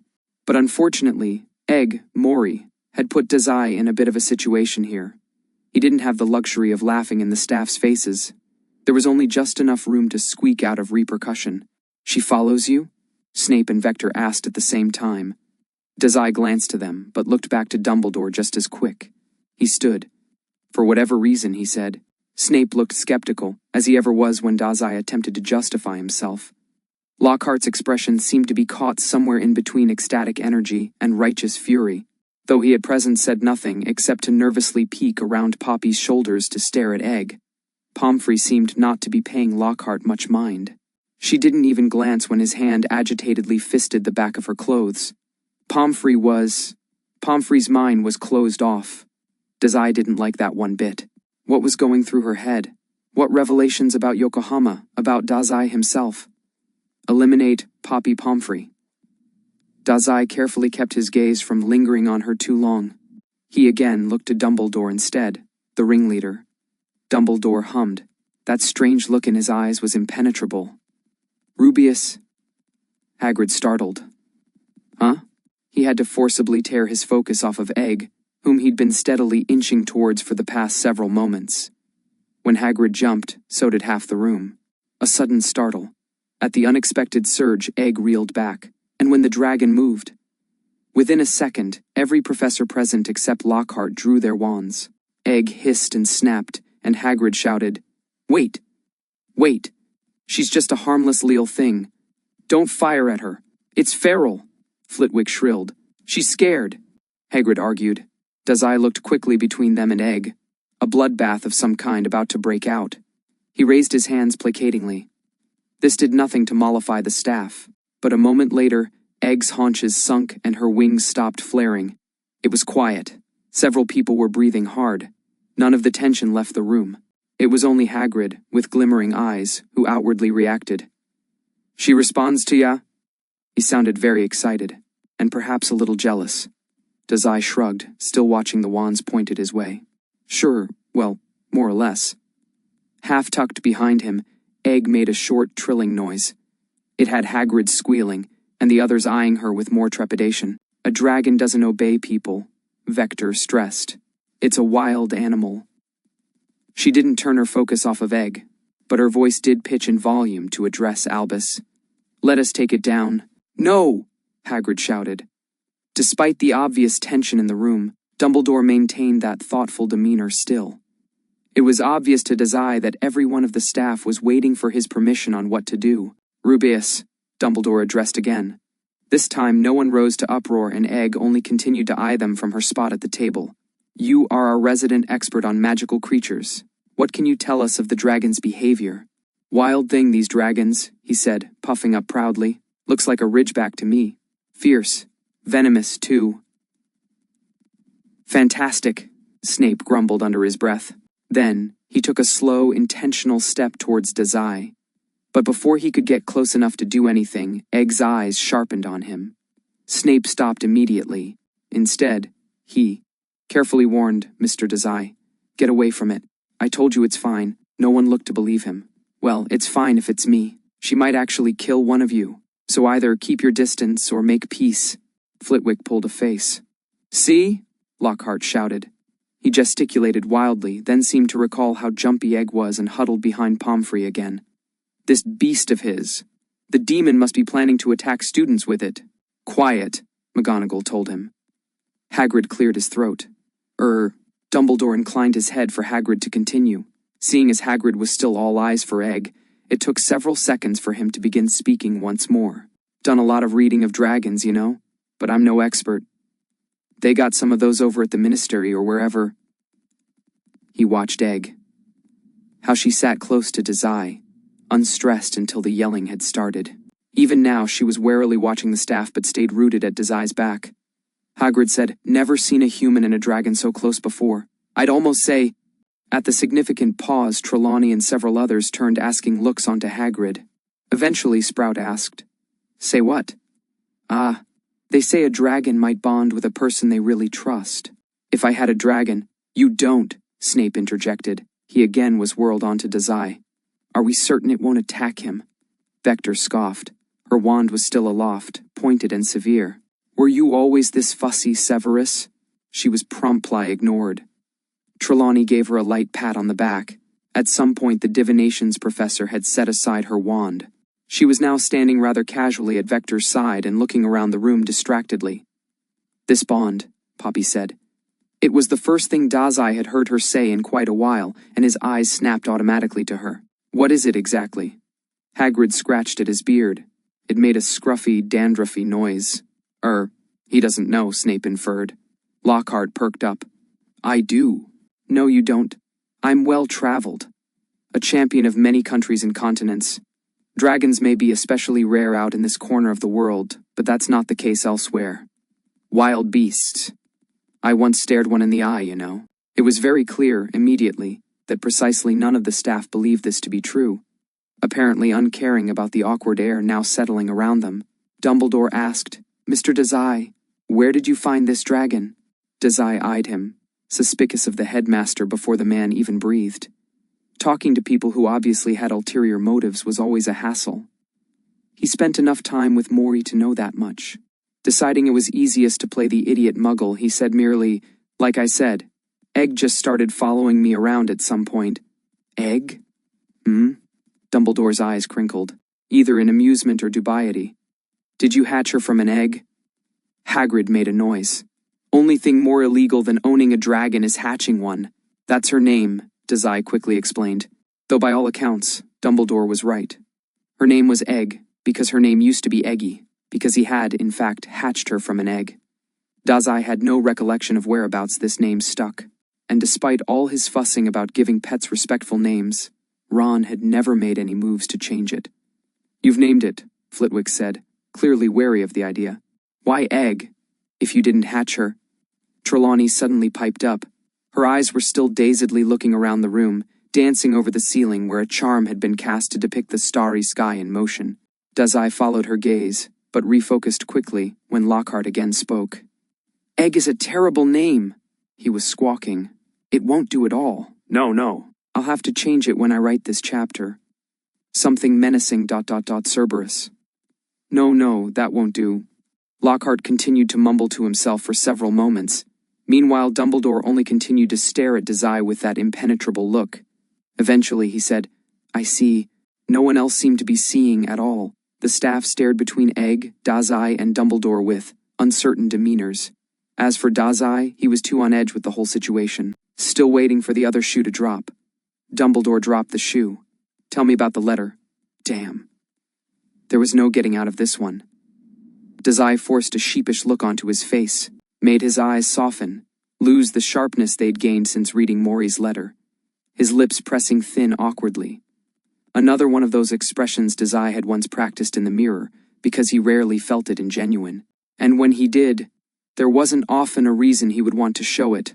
What about it? Playing coy would get him nowhere, but Dazai appreciated the few seconds it gave him in stall. Conversation was a kind of waltz. Dumbledore's eyes glimmered like he knew exactly what Dazai was thinking.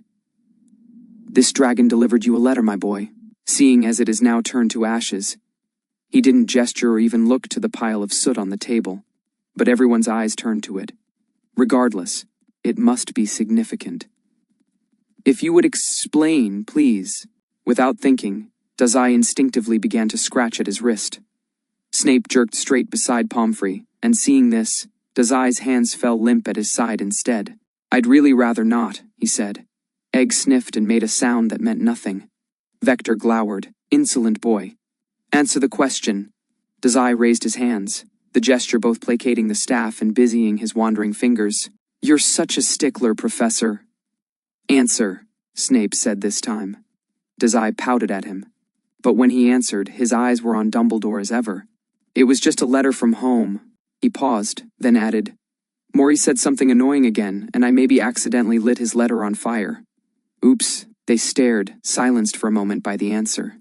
It was eventually Snape, pinching the bridge of his nose, who said, "You can't accidentally light something on fire, problem child.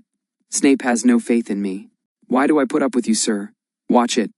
McGonagall's face scrunched up. "Impossible," Lockhart snapped. "I thought he couldn't do magic," he shouted a little frantically. Dumbledore inclined his chin. Probably he was already familiar with Dazai's recent progress with spellcasting. Though he did inquire, "Accidental magic, my boy? Aren't you a little old for such a thing?" Dazai shrugged. That excuse had worked for him in the past, and people were almost always willing to believe it. "Mori is just so annoying, I can't help it," he said, nodding as though he were imparting some terribly significant wisdom upon them. "Even just imagining his slimy face, and I want to cast Incendio." A flame suddenly burst to life on the table. Ron's forgotten dinner blazed. Several of the professors jumped, Dazai included among them. Snape was the quickest to react. He cast Aqua Eructo, and a stream of water shot through the air. It smothered Dazai's fire with a hiss. Dazai blinked once, then he blinked again several times, before forcing something cheeky on his face. Because he really hadn't meant to cast Incendio just then. Genuine accidental magic, the headache non-existent, the buzz in the air, well, Dazai could feel that. But it caught him just as off guard as the fire itself had. He decided to show some of this surprise on his face, that it might make his earlier lie more believable. While Dazai, again, played up his idiot muggle act, Egg was dejectedly sniffing over the now damp pile of ashes.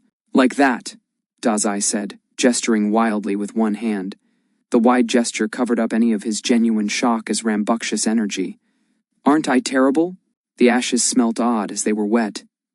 "You did that on purpose," Lockhart accused. At the same time, Snape snapped, "You aren't terrible. Curious." Dumbledore said. He said nothing more after that. The other staff, however, seemed to be anticipating something more from their headmaster. Even Dazai was a little anxious to hear what would come next. His illegal dragon. Dazai was already on thin ice with Hogwarts, was egg enough to tip the scales, though she was the center of attention. It seemed Egg was the least invested in their conversation. Her tail whapped noisily. She was staring pointedly at her claws, splashed wet from Snape's spell. Egg flicked her paw. A splatter of water arced out from it. Clearly upset, she made a huffy-sounding growl. Her claws clacked against the tabletop. That was all the warning Egg gave. She flapped her wings once, then twice. Egg lifted into the air. A second later, and a black blur shot somewhere overhead. The staff all startled. Most of them still had their wands out, but Egg was even faster than she'd been as a baby. They tried to track her through the air. Vector fired off a spell that felt to Dazai like burning. It whipped through the air with a screech, only to explode on a far wall. Egg completely dodged the spell. She dodged one more form vector and two from McGonagall. Someone screamed. It sounded like Lockhart. Egg circled overhead 3 times. It looked for a second like she might be about to dive-bomb them, but at the last moment Egg suddenly vanished. A secret hole in the ceiling? Or was she fast enough to make it out the staff door? Nevertheless, Dazai couldn't see or sense Egg any longer. She was certainly far enough away to not be any immediate problem for him, though the staff seemed less sure of that. Dazai couldn't help the way his shoulders slumped minutely. Relief. When Dazai finally looked away from the spot Vector had burnt into the wall, he found Dumbledore's eyes on him. As ever, quietly assessing. The headmaster always looked as though he were tearing you apart, looking for your secrets, thinking. Mori was the same. Though, Mori had his hands in everything. Dazai could barely go a day without the boss's interference. Dumbledore, on the other hand, was more of a looming figure in the distance. He was looming now. But Dazai didn't feel so small under him as he had beside Father. Around them, the staff were splintering out across the room. All wands raised, searching the great hall for the loose dragon. Snape, Poppy, and a trailing Lockhart had hurried to the staff table. Snape's wand was pointed towards the rafters, while Poppy searched under the table. Lockhart seemed to bring absolutely nothing to their search party. On the other end of the hall, Binns was floating beside a searching Flitwick, and by the other tables a focused-looking Vector was scanning every inch of the great hall. Trelawney was walking with her, but she seemed to have less interest in finding Egg than she did in holding Vector's hand. Meanwhile, Hagrid and Sprout were making calling noises, apparently awaiting some kind of response. None came, predictably. Though Dazai thought if he started making those sounds, Egg would probably come running. McGonagall had taken up her own ruthless search around the perimeter. All in all, they made for an impressive picture. Save for Dumbledore, who was continuing still to stare into Dazai. Dazai stared right back. He smiled, either cheeky or genuine, and Dumbledore returned the gesture, again, either a lie or not. Egg was long gone now, probably back at the office terrorizing poor Featherbrain. But Dazai was still on the hook for Mori's latest power play. Just what are you thinking? Dazai wondered through bared teeth. To Dumbledore, to Mori, to them both. To Pomfrey. Pomfrey. He was meant to be keeping an eye on Pomfrey. But more relevantly, Dazai decided, I have the worst luck. I must be cursed. Dumbledore blinked, and when his eyes reopened they were twinkling oddly. You are not cursed, my boy, he said lightly. All these strange occurrences surrounding you, however, I do wonder how coincidental they truly are. Everyone is just out to get me, Dazai said, waving a hand dismissively. Don't you read the paper, sir? I certainly do. When he said nothing more than that, Dazai sniffed. They stood in silence for another moment. About the dragon, Dazai said. A most curious thing, Dumbledore spoke before he could continue. I do wonder how you made her trust you so much. It's my curse. You are not cursed, Mr. Desai. Sure, tell that to his rapidly declining mental state and growing laundry list of unwanted problems. Dumbledore eyed him for another moment longer, that invisible something flickering behind his eyes. It was quiet in the room, except for the sounds of searching, Hagrid's calling, heels on tile, Lockhart's running commentary of his own strictly theoretical heroics. Then Dumbledore declared, Very well. Mr. Dazai, you are free to go. Silence again. What? Lockhart screeched. Ah, Gilderoy, Dumbledore said, turning to Lockhart with a pleasant smile. Seeing as you have some experience with dragons, I trust you've made some promise in finding Egg? Forget that, he shouted. Several stomping steps had him in Dumbledore's face within a few seconds. You can't let him go. This is precisely the conclusion I've been looking for, a reason to expel the demon even you can't excuse. Strictly speaking, Dumbledore said, Mr. Dazai has violated none of Hogwarts' rules. The dragon? McGonagall asked. By now she too had returned to Dumbledore's side. The headmaster hummed. There is no clause stating a dragon may not take up residency within Hogwarts. Moreover, Mr. Dazai claims the dragon does not belong to him. By that metric, there is no guilty party. That's... Lockhart scrambled. Semantics. You know as well as I the demon is up to no good. Do I? Lockhart stared. For once he was utterly at a loss for words. It was a shame that, given the situation, Dazai couldn't appreciate it at all. Search the school, Dumbledore continued, purposefully ignoring the bewildered stares pointed his way. Dazai chief among them. Just what was he? Find the dragon and capture it. What? But he's... Lockhart stop-started. Dumbledore's eyes crinkled. It will make a good chapter of your book, no? Lockhart's face flushed an impressive shade of red. He stuttered out some kind of agreement before shaking himself firmly. At once, that awful persona of his was back in place. Charming smile and all. Oh, of course. Tracking dangerous beasts is one of my specialties, Albus. Lest this demon have too much influence on it, I'll have the dragon captured by tomorrow. Thank you, Gilderoy, Dumbledore said. He glanced to the other professors. If you would also look... Dazai didn't miss the looks passing between them all. Suspicious, or doubtful, in the least. There was no way Dumbledore hadn't also seen this, but he said nothing on the matter. Clearly Dazai wasn't the only one wondering what exactly was going through Dumbledore's head. His sudden about-face, Dazai had an inkling as to why. He wasn't over-fond of the reason. Now, if you would, Dumbledore gently prodded. Sprout shook herself to focus first. I'll check the kitchens. Right, Flitwick said, and I the third floor. Binns, if you would accompany me. Oh yes, Sybil and I will check near my office. Suppose I can look out near the forest. Make a bait for... Hagrid's eyes were again alight. He was obviously enjoying himself. Raw meat and charcoal. Under the stare of their headmaster, most of the staff hurried out to accomplish their tasks. Not dissimilar, Desai thought, to how Father's subordinates always scampered off after receiving assignments. Desai watched them go. Now only McGonagall, Pomfrey, and Snape remained. As if by some silent prerogative, they had all decided the order to search did not apply to them. They stood for a moment. Dumbledore was smiling still. That pleasant look held everyone still, waiting. Eventually he said to Desai, "It is as I said. You are free to go, my boy. I'm sure your friends are waiting for you." Desai folded his arms. "What a sudden way to end your interrogation," he said, accusatorially. Dumbledore didn't appear bothered by the attitude and only continued to look at him curiously. "I'm not going to walk by to the dorms only for you to tell me I'm expelled 20 minutes after, am I?" "I should hope not," Dumbledore said, too ambiguous of an answer to do anything other than put Dazai on edge. "Albus," Snape said. He took several steps forward until he was at the headmaster's side. Then he continued, "The Daily Prophet is conversation for my office," Dumbledore interrupted, and Snape's mouth snapped shut with an audible click. "For now," he continued plainly, "Mr. Dazai, please return to your common room. If the dragon returns to you, I would expect you to report it to staff promptly." Dazai eyed him. Dumbledore didn't blink. "Keep your enemies close." This thought echoed in Dazai's mind. Pomfrey was standing behind Snape. She had not stepped closer and perhaps could sense some kind of foreboding in the air. The enemy. He sighed, sounding very much like an aggrieved child who disliked being ordered around. "You're the boss," Dazai said to Dumbledore, because as much as Dumbledore wanted Dazai out of the way right now, Dazai too wanted to be gone.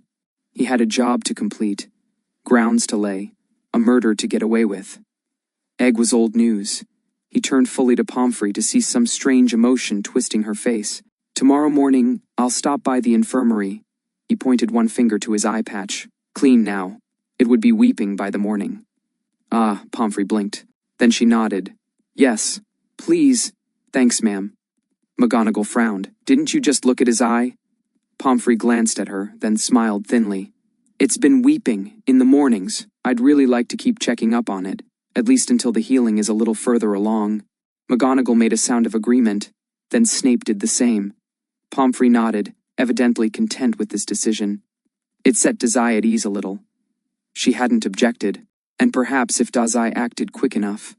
Scheming as he was, Dazai was somewhat startled when Snape asked, "Will you need an escort, problem child?"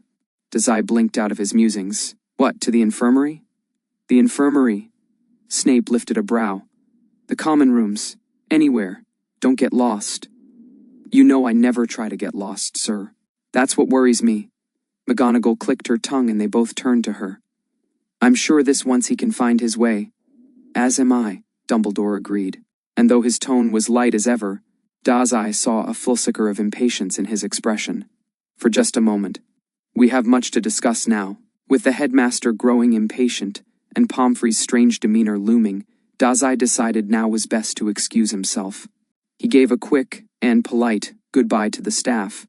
He was out the great room door within a few seconds, and shut it at his back with a too loud bang. Outside the hall was empty. Even the twins hadn't stuck around. Good. That was good. Dazai had work to get done. The pile of ashes in the room behind him was the reminder. Something about him no one could be witness to. Not the demon that lived in Hogwarts newspapers, but the one that lived in Yokohama. Mori's favorite chess piece. Eliminate, no. Kill Poppy Pomfrey. The plan had already been shaped in Dazai's mind. A mafia executive didn't fail their jobs, and he wouldn't fail this. No matter what, Dazai would just have to dirty his hands a little. Severus, Minerva, and Poppy formed a parade behind Albus. It was almost an impressive picture, the staff of Hogwarts following their leader towards whatever trouble lay ahead. A powerful trio, a destination set. Of course, this was only how they looked on the outside. But the halls were empty, forbidden until the threat was cleared. No one was present to see the tension underlying those three followers, the nervousness, and a pit had formed in the bottom of Severus's stomach that utterly betrayed the sense of strength this group portrayed. His hands kept twitching at his sides, wanting to pinch at the bridge of his nose but unmoving for it. The cloak felt stiff on his back. Beside him, Minerva's face was stern and severe. Poppy had gone quiet several minutes ago and said nothing since except to stare pointedly at the toes of her shoes. A dragon. A stars-forsaken dragon. Severus's mind was abuzz with thoughts. Not a one of them did he like. Eventually, Albus guided them to his office, where the gargoyles waited for a certain password before opening the door. Again, Albus took the lead. Ever the stiff back ahead of them. His posture betrayed nothing. The very second the door closed behind them, Minerva spoke. How did a dragon get on campus? Straight to the point. Unfortunately, Severus had no idea. The Forbidden Forest? He hazarded a guess. Sure enough, the word forbidden had hardly stopped Desai from going there last year. Minerva shook her head. I've had Mr. Weasley following Mr. Desai. We would know if he went out there. Albus hummed, and they both turned to look at him. You trust your prefect's testimony? I do, she said. And though her words were polite, her glare was anything but. I mean no offense on the matter, Minerva. I know. An awkward silence lingered for a moment. Severus cleared his throat. The dragon could simply have wandered onto campus itself, and gotten attached to Mr. Desai of all people. Minerva's brows furrowed. What luck. Perhaps the boy is cursed. He isn't cursed, Albus and Severus said at the same moment. They shared a brief glance, Albus considering and Severus peeved. After a few moments, Severus conceded his next point, and Albus spoke. Last year, he began at length, there was an incident with a fire-breathing creature in the Slytherin dungeons, was there not? Severus blinked. He saw Poppy do the same. Then, realization crashed over him. Shit. He's had it for that long? Minerva whirled on him. That can't be. Surely someone would have noticed. One would imagine, Albus said. And yet, that boy has done many things without our knowledge. His investigation into the Philosopher's Stone chief among them. Severus frowned. That whole situation still left a sour taste in his mouth, and an uncomfortable pull in his stomach. I didn't get a good look at the monster that day, he said slowly. And, Severus, the other day on the train, some of the staff mentioned a strange monster loose on board. You don't think... Poppy, who had otherwise been silent, suddenly asked, "An attack? Was anyone hurt?" Severus shrugged. He hadn't heard anything of it. "And more importantly, the dragon is clearly violent, Albus. Are you entirely certain the others can safely capture it?" For a moment, something like amusement dashed across Albus's expression. In a similarly light manner, he said, "Gilderoy? Most certainly not." Having said that, he was all serious and stone once more. Severus found himself growing more severe in response. "I am not certain. I will reach out to my contacts. Request a dragon expert come to Hogwarts and assess the situation. Perhaps they will have a solution for our basilisk problem as well." Hearing that word, basilisk, it was like a solemn air had suddenly settled around the room, a dark miasma that leadened everything around them. Severus's shoulders were at once heavy and straight. Albus's mien was unchanged, but when he stepped away to face the window, it was impossible to see what expression was on his face. The glass was fogged over, frigid cold outside but temperate within. Severus couldn't make out his reflection like this. "Basilisk?" Poppy asked. "Probably," Minerva began, turning to her. The thing that petrified Mrs. Norris and Mr. Creevey. Worry dashed across Poppy's expression. She looked grim, and when Albus next spoke, that feeling only worsened. Severus's eyes narrowed. "You were not present on campus when Severus confirmed this theory," he said. The words were spoken slowly, in a manner that could do nothing but put his audience somewhat on edge. Not accusatory, terse, but Severus felt Albus's judgment regardless. "Your sudden leave to Yokohama was fruitful, I hope?" Severus and Minerva both perked up in interest. Meanwhile, Poppy's expression didn't change. She was a closed door, the fogged-over window. Surely this is not any more pertinent than the dragon? Albus did not turn around to face them, so Severus had to guess at what face he might be making now. But if it was anything like his own, impatience. Albus voiced the thought currently bothering Severus. "If it is concerning our Mr. Dazai," he said, "information regarding Yokohama is very relevant." Poppy paused, momentarily. Something about her was hesitant, or thoughtful. Again, Severus found his eyes narrowing. Just what had she discovered? Because Severus knew well enough that she hadn't run into Dazai in Yokohama. The boy had been with him. Still, "Mr. Desai wasn't in Yokohama when I arrived," she told them. "I'm to assume he was here?" All three of them nodded in response, and Poppy continued.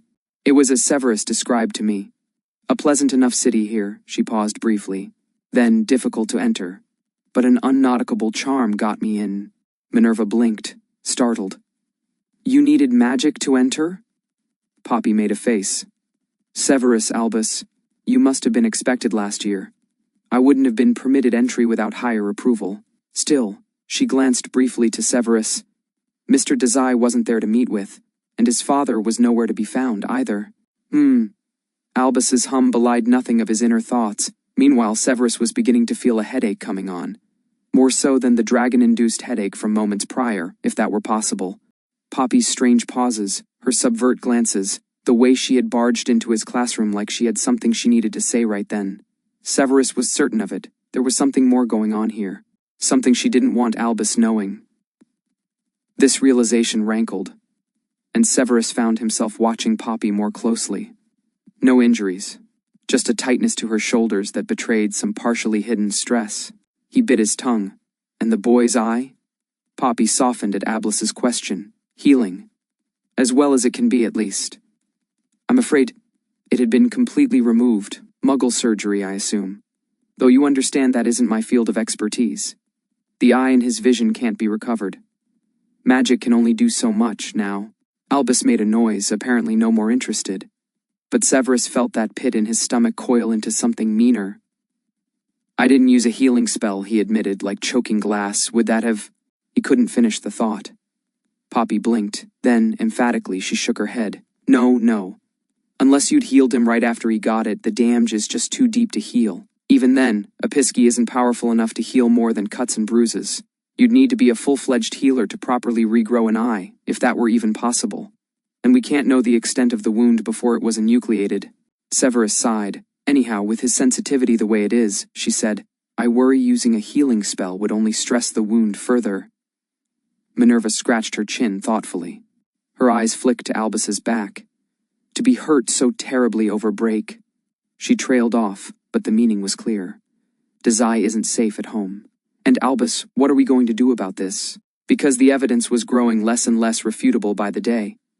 It was only this damnable demon student story that kept them from doing anything. Albus's reluctance and Yokohama's tight lips. Albus hummed. He glanced over his shoulder and briefly met Minerva's eyes. "I believe I was clear on that issue over break," he said, succinct. Severus immediately bristled, and the other two did as well. The absurd cruelty of Albus's response was not lost on any of them. The way Poppy's face twisted into something seething, she felt it most of all. Poppy was angry. Severus and Minerva shared a look. That was never good. "For Merlin's sake, Albus," Poppy snarled. Minerva visibly winced at her tone, and Severus found himself doing the same. "The boy needs to be removed from his home. Ask the ministry to take care of it. Stars know they only listen to you." Albus blinked, and though the reaction was subdued, it was clear to Severus that the headmaster had not anticipated such a vitriolic response. He eyed her for a moment. The disinterest was visible on his face. Then, he turned back to the window. It was still terribly fogged over, but if Severus squinted, he thought he could make out Hagrid's lumbering figure in the snowy distance. "I understand your concern, Poppy. Do you?" Minerva reached out. She set her hand on Poppy's shoulder, but was shrugged off. Albus sighed. He sounded deeply aggrieved. Finally, he stepped away from the window. But his focus was only very shortly on his companions. And within a few moments, he had crossed the room to inspect his chessboard instead. Severus could still not make heads nor tails of how the game was being played. He honestly didn't care. Albus could play those games on his own time, with his own stakes. "I was under the impression you found no evidence in Yokohama," Albus asked. Poppy threw an arm out. "What more do you need, Albus? He's missing a fucking eye." Again, a deep, worldly sigh.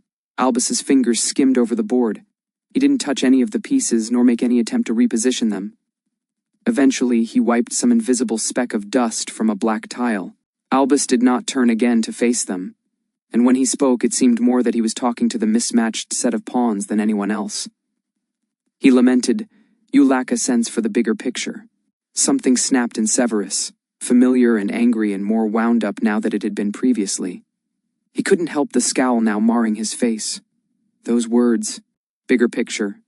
He hated them more than anything else. And that familiar anger spitting in his gut again reared its head. He took a step forward, at Poppy's side. "We know Mr. Desai is innocent of what he's been accused." Severus's lips pulled, making his response sound tight and oily. Albus didn't outwardly react, neither did his row of pawns, so there is no bigger picture to consider, save for keeping him safe. Finally, Albus turned to face them. He stared blandly at Severus, looking into his eyes and saying nothing for a long moment. Severus felt the sweat catch on the back of his neck, but the boiling over anger kept him from backing down. Poppy's just as fierce stance next to him helped. Something in the headmaster's eyes, the thing that was always just a little indescribable, unwaveringly fixed on him. Unfortunately, Albus said, "You no longer have a say in this, Severus." All at once, the fight lining Severus's shoulders dropped. Stupefaction took its place. "What?" Albus eyed him, before letting out a wispy breath. He again turned back to his chessboard. When he spoke, it was to the bishop, which he picked up and rolled between two callous fingers. Lifting that particular piece did nothing to make sense of Albus's game. The pieces still in a random order, the black queen still dangerously hugging its edge. Albus said, "Mr. Dazai," he paused, corrected. "The demon student is a story out of our hands." They waited for him to explain. A moment later, he distractedly did, or perhaps fingering the bishop was helping to focus his thoughts. Severus couldn't imagine how, looking to Minerva revealed only her own narrowed expression. "Regardless of what actions you want me to take, I must play my pieces more carefully. The demon student was, the second it hit the Daily Prophet, not a person to our community. It's a symbol." Here, Albus set the bishop down. It clicked against the board and settled in a different square than the one it had started in. An illegal move. Severus didn't understand. "A symbol?" Minerva pressed. "Everything that is wrong with the magical community. He's a muggle. A killer. Has no magical potential, but is powerful enough to best our staff. Disrespects our celebrities. Benefits from nepotism. The Daily Prophet knows this, and uses it to stir up righteous fury among the public. After all, curing the root problem in society is daunting. Nigh impossible. Albus edged a pawn to the edge of its square, but didn't push it over. But Mr. Dazai is only one boy. That, anyone could fix. Severus stared. At some point, his mouth had dropped open. That's absurd. Albus hummed. Perhaps. And yet, it is the truth. Defeat this demon student, and you don't have to confront the truth. That the Death Eaters still lurk among us. That magical prowess and blood purity are the only factors determining one's worth. Finally, he let off the black pawn. Hogwarts itself is another one of these symbols. A symbol of strength and hope to counter Mr. Desai's evil. Through the fogged-over window, the sun was mostly set. Something of this caliber requires my utmost caution. Expelling the boy now only lets him out of my sight. If I am to control his narrative, I need him here. A light by the desk automatically lit. It chased off the darkness licking around the edges of the room. But Severus still felt as though he were shrouded in shadows. Poppy gawped. So you won't help him, to help the boy, or hurt him? No. I haven't yet decided on the best course of action.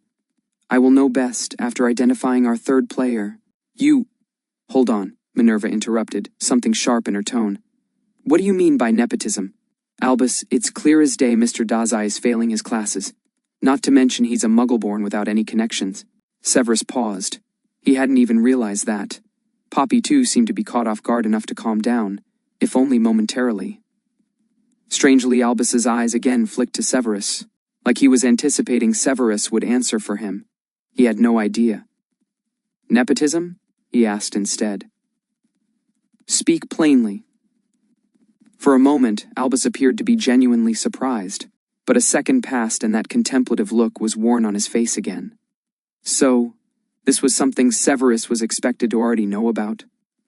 He racked his brain but continued to come up short. Minerva had hit the nail on the head. Dazai had no connections in the magical world to benefit from, lest one count his friendship with Draco.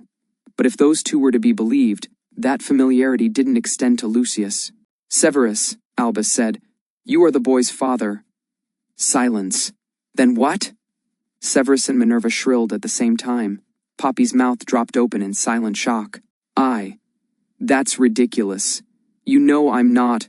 Albus raised a hand. A mute, pacifying gesture that did not calm Severus at all. I speak not for myself, he explained, but for the public. Your favoritism for Mr. Desai is not lost on the other students, Severus. The events of winter break only strengthened this theory.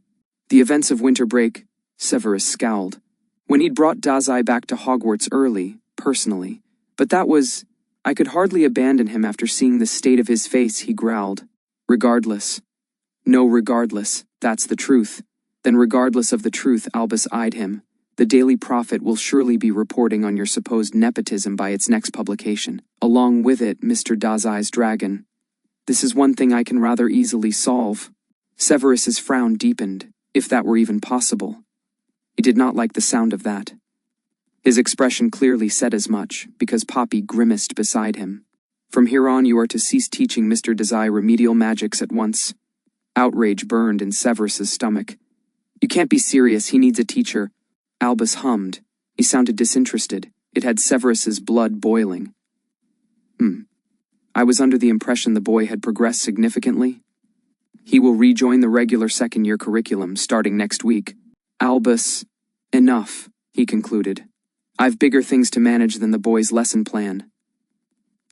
Severus had to bite his tongue to keep from snapping.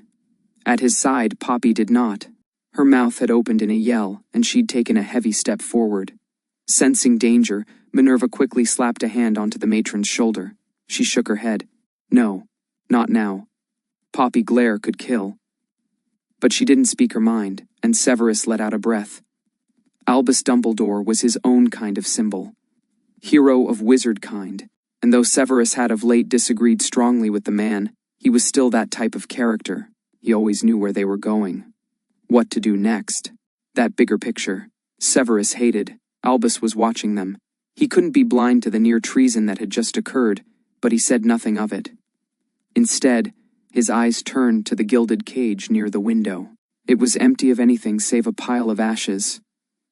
In the meantime, Albus said after a significant pause. I would like you to have your prefects watch Mr. Dazai once more. If he can keep a dragon from us, he can keep larger secrets. I want to know everything about the boy there is to know. Minerva inclined her chin. Mr. Weasley didn't suspect anything. Then he need only look harder, no? This is absurd. Severus ranted and rallied. He knows the boy needs supervision. Minerva cast him a sidelong glance. Poppy, who had her eyes to the floor, barely caught the subtle gesture. And Mr. Desai will have supervision, she said, tone oozing discomfort. Albus has demanded it. Severus scoffed. Supervision, he mocked. You mean to say Albus wants him tailed? Semantics. Mr. Desai will be fine, Severus. I meant his remedial magics lessons. His improvement still doesn't match his peers, regardless of what Albus claims. Not to mention he can still fall ill if left unchecked, Severus said. Minerva hummed. The trio of Hogwarts professors were the only remaining residents in the main body of the castle. By now, everyone else was retired to their rooms. Even the other staff must have given up their search by now. If the dragon wasn't stumbled upon tonight, surely it wouldn't be found until Albus's dragon expert arrived. A flicker of lights followed them through each corridor, the crackling flames the only sound aside from the tap-tap of heels and agitated chatter. Poppy had only half an ear out for them. The rest of her focus was turned inwards. As they turned a corner, empty again, no surprise, Minerva said, You know none of us can defy Albus's orders. He is headmaster after all. Severus glowered. Minerva sighed. Look, he's still far behind in transfiguration, right? Hopelessly so. I'll pull Mr. Dazai aside and give him some private lessons myself then. Problem solved. Severus twitched. I wasn't worried. Yes, you were, she said. I'll keep an eye on him. We all will. They walked in silence for another few moments. You've been quiet, Poppy, Severus eventually said. Should I ask? Poppy finally fished her eyes off the stonework floor. She'd been walking mechanically, so caught up in her own turbulent thoughts it had hardly occurred to her to consider where precisely they were walking. A quick glance around said they were nearest to the Gryffindor common rooms. When she turned to Severus and Minerva, they were both watching her warily. Ah. She trailed off, biting her lip. What to do, what to do? Albus was just as imperial as he'd been last time.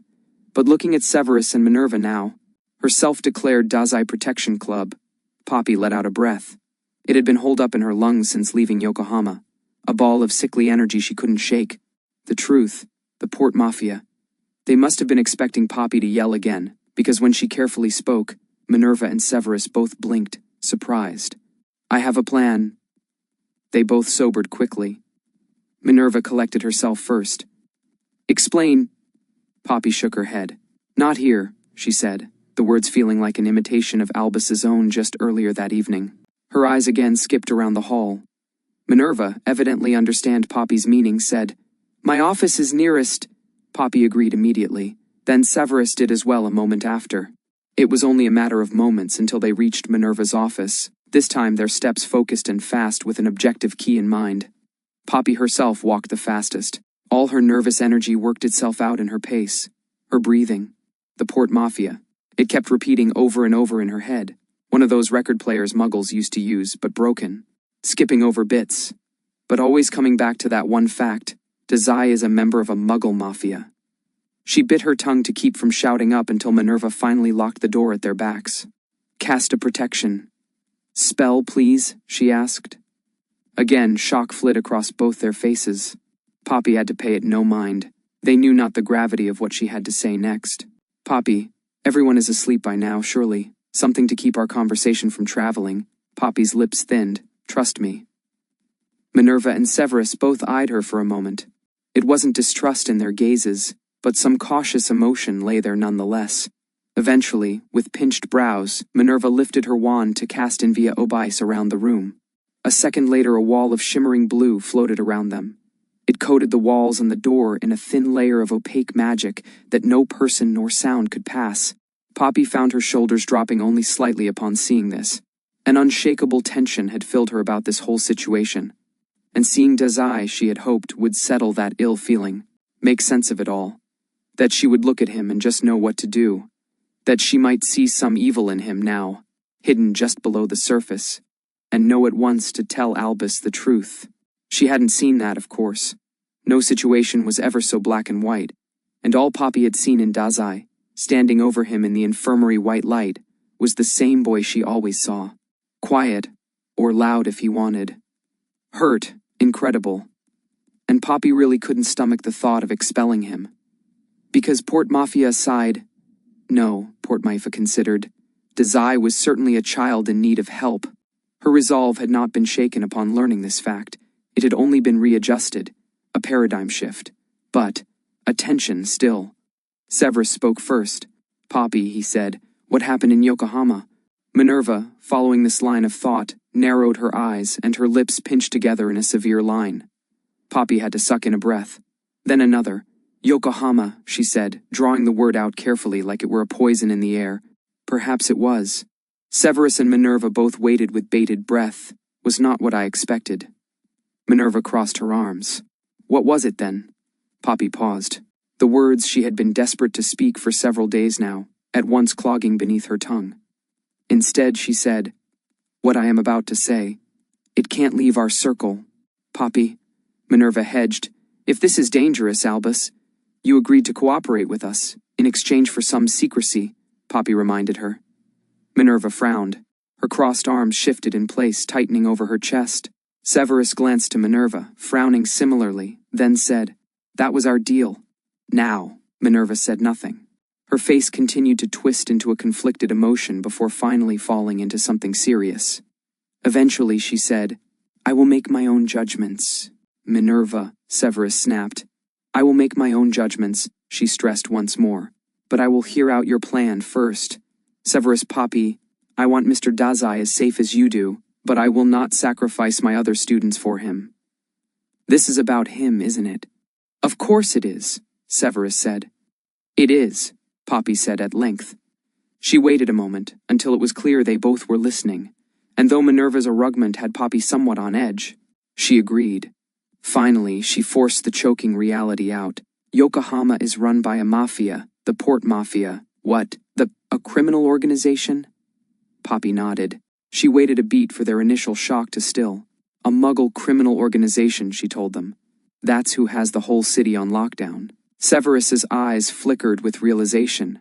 No doubt. Thinking back to the suspicious letters he'd been receiving from Yokohama. Stop asking question, or you'll come to regret it, they'd essentially said. Minerva must have reached the same conclusion. And yet, there was something distinct about Severus's expression that Minerva's lacked. But he only said, Mr. Dazai claims to have been mugged. Poppy made a face. It is possible. You don't think so? I don't know, Poppy equivocated. This isn't the worst of it. She bit down the words just before they could escape. Minerva lifted a brow. She sighed. Just say it, Poppy. Mr. Desai is a member of the Port Mafia. Once the words were out, the rest came tumbling after. I don't know just how involved he is, but it seems like he must be a member. But this Port Mafia owns the entire city. Everyone there knows about it, and they just let it be. I mean Muggle violence. Crime. They stared, gawping like fish out of water. Could they breath? Poppy couldn't. Eventually, Minerva choked out, Explain. Poppy's brows pinched, distraught. There's nothing more to explain, Minerva. Mr. Desai is involved with this mafia. A criminal. He's only a boy. That too, she said. He paused. After a second of nothing, a shaking hand suddenly rose to pinch at his nose. It seemed like it hurt. Then, gruffly and under his breath, Severus muttered, Give and take. Poppy blinked. Minerva barely glanced at them, clearly deep in her own thoughts. What's that, Severus? He made a face, pinching the bridge of his nose tighter. It's something Mr. Zabini told me earlier, that Dazai considers his relationship in terms of give and take. He paused. Then boss and subordinate. Poppy couldn't help the way she froze. Even already having known about the Port Mafia, this single sentence of Severus's stilled her to the core. Minerva went tense. Boss and subordinate. He said it just like that? Severus nodded, grim. His lips were so taut as to snap. The emotion warring behind his eyes changed too fast for Poppy to make out. Voice quivering, he said, We know he's being hurt. Maybe he had no choice but to join this group. Poppy had considered that as well. Hogwarts, Death Eaters, and now this Port Mafia. Poppy and Severus both turned to Minerva, confused at the non sequitur. Minerva? What do you think about all this? She glanced at them briefly, then glared at a point on the floor. At some point, her hand had raised to cover her mouth. I think, she said, Albus has been searching for a third party, and you've just found one. Poppy and Severus jolted. What? It's a Muggle organization, Severus countered immediately. No threat to us. Minerva blew into her palm. If they can control a whole city, they are a threat to anyone. Seeing as Mr. Dazai is here, clearly the whole group knows about magic. Finally, she looked to them. Her eyes settled on Poppy and stared a pointed hole into her skull. A whole city knowing about the existence of magic. You know what this means? Poppy shivered. The Ministry of Magic existed in part to keep the truth about magic from ever escaping to the Muggle world. Poppy knew this. They all did. And what Yokohama must know was a violation on several levels. But what could the Ministry do? Level the whole city? Albus has been chasing his ghost player, Minerva was continuing, her voice severe with the weight of what she now knew, for over a year now. You two know Mr. Desai best. What is the likelihood he's been receiving orders from this port mafia? Stealing the Philosopher's Stone? Petrifying the school's inhabitants? You said he works around the structure of boss and subordinate. Cold dread warped over Poppy. She saw the same emotion come over Severus. Because the burnt letter, a confirmation. After all I've given you, it would be such a bother for you to fail me now, Dazai's adoptive father had written. And you won't be returning home if you don't do this, understand? And though Dazai had claimed this request pertained to his passing grades, was that really the case? If some city-wide mafia conspiracy was at play, could things truly be so simple? Such a thought, too, had been plaguing Poppy's mind ever since her departure from Yokohama. Severus opened his mouth, but Poppy answered before him. Mr. Dazai's letters from home, she cut in. I've read one of them. There is no concern, Severus blinked. Minerva also seemed surprised. Her hand dropped. You have, she glanced to Severus. And you as well? Severus stared at Poppy for a brief moment. Eventually he nodded. The only concern, he said, is regarding the abusive nature of Mr. Dazai's home life. They all flinched at the word abusive, Severus included, though he'd spoken it aloud of his own volition. The whole situation felt volatile, and Poppy was continuously glad for the wards Minerva had placed on the room. Minerva sighed. She sounded as exhausted as Poppy felt. Then she said, We tell Albus the truth about Yokohama. Here, she eyed Poppy. A silent question of, why didn't you already? The ministry will do what it must, and Mr. Desai will be removed from his situation in the process. Severus grit his teeth. Is that wise? Mr. Desai, need I remind you, is the ministry's enemy. They'll hardly treat him fairly, given the situation. I'm afraid I have to agree with Severus. And the Daily Prophet, once they hear about this. If the headlines were bad now, Poppy couldn't even imagine them after word of a mafia got out. Minerva's face twisted as she followed Poppy's line of thought. I've yet to hear any talk of an actual plan. Albus needs to know. If this is our third party, Severus grimaced. Albus is convinced that third party is the ability users. This is just a simple Muggle organization. He looked to Poppy. Isn't it? Poppy didn't know. How would they know? If these special ability users could avoid detection, who's to say that now? Here. Yes, she said. And Albus will know, Minerva. Just not until after I've done everything in my power to save Mr. Dazai. First, they both perked up.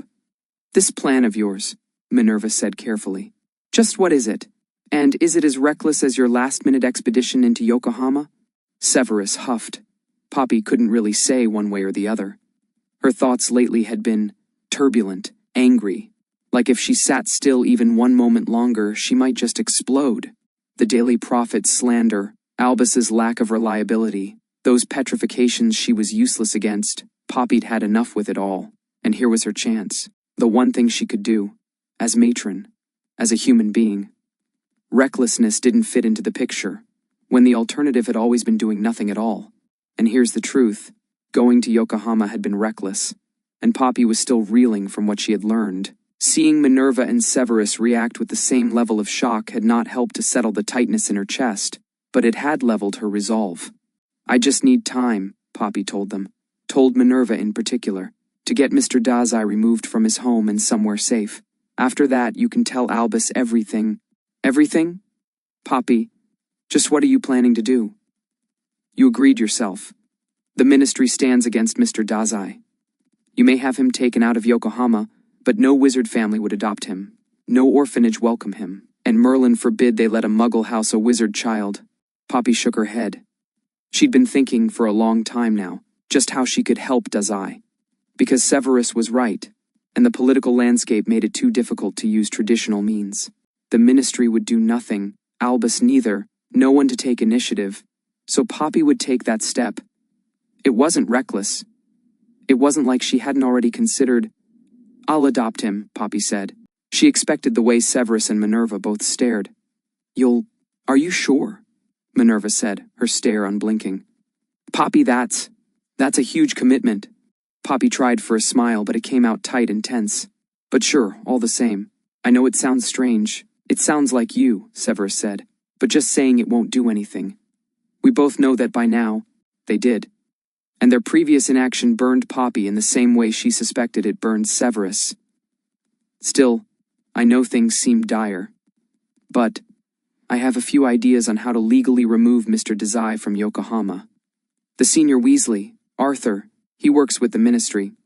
You know the Weasleys have a soft spot for Mr. Desai. It's the wrong department, but perhaps Mr. Weasley could assist. She trailed off in thought. Poppy, Minerva interrupted. The way her face was scrunched up looked pained. But this was no illness Poppy could cure, so she only paused to allow the professor breath to speak. You know this Yokohama business is serious. Not telling Albus is tantamount to treason. I know, Poppy said. I'm asking you to trust me. A month, a few months at most, just until Mr. Desai is in my care, where I can protect him from whatever fallout Albus brings. It isn't fallout, Poppy. It's direct action. Then why must Mr. Desai be caught in the crossfire? Poppy pressed. Minerva, you believe as well as I do, as well as we all do here. Severus's wandering mind sharpened to focus, and he looked between them, pensive. What's the point in working at Hogwarts if we're just going to abandon a student to the wolves? Silence hung in the air for a moment. None of them seemed to be breathing. Minerva let out a haggard sigh. She ran a hand down her face, a few strands of impeccably tied-back hair coming loose and dangling around the corners of her eyes. Minerva seemed at once terribly old. Poppy felt old too. Old enough, wise enough, to know what needed to be done.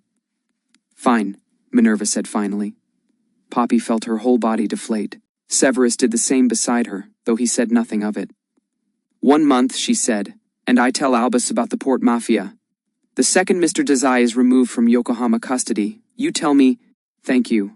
You're welcome, Minerva said, the meaning sincere. Then, Poppy said. She drew her shoulders up. Exhaustion still weighed on her, but a sense of direction pulled her up all the same. There's no time to waste. I'll get started right away. It was late, but if Poppy drafted some ladder tonight, then they would arrive at the ministry by the start of the next workday. No more time wasting, no more complacency. Severus met her gaze, and she found the same look burning in his eyes, now. After that, it was only a matter of a few quick words before they were all splitting ways. Minerva waved them off, staying at her desk to ruminate on what she'd learnt, the truth behind Yokohama, and Dazai's involvement therein. But more likely, Minerva needed a moment to herself, to contemplate the secrets she would be keeping from Albus. Yokohama was a threat, but so was Albus. Poppy had held just shy of saying this. She thought Minerva heard the words anyway. A moment of contemplative silence indeed. Poppy, Severus said, just before she turned the corner towards the infirmary. Are you certain about this? Minerva already asked me that, Sev. And now I'm asking, adopting a child. Poppy smiled thinly. I told you I was going to put an end to all this nonsense. This is how. Severus's eyes narrowed in something like contemplation. Poppy sighed. She patted him on the shoulder, reassuring, though he didn't look mollified in the slightest.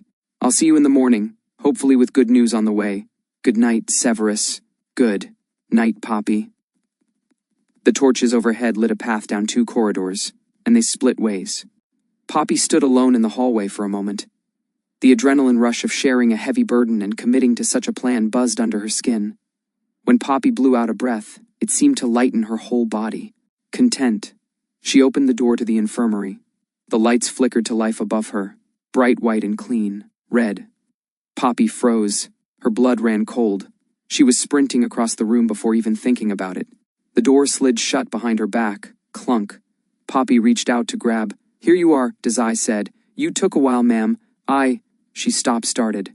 The breaths that came difficult before now clotted in her throat, her lungs. Poppy moved to grab Dazai's arm. Where? Dazai shifted away. It was a small movement, almost thoughtless, but Poppy stilled upon seeing it. In the white infirmary light, everything about him felt surreal. The plain look on his face, the slight hunch of his shoulders, and how the black coat hung off of him.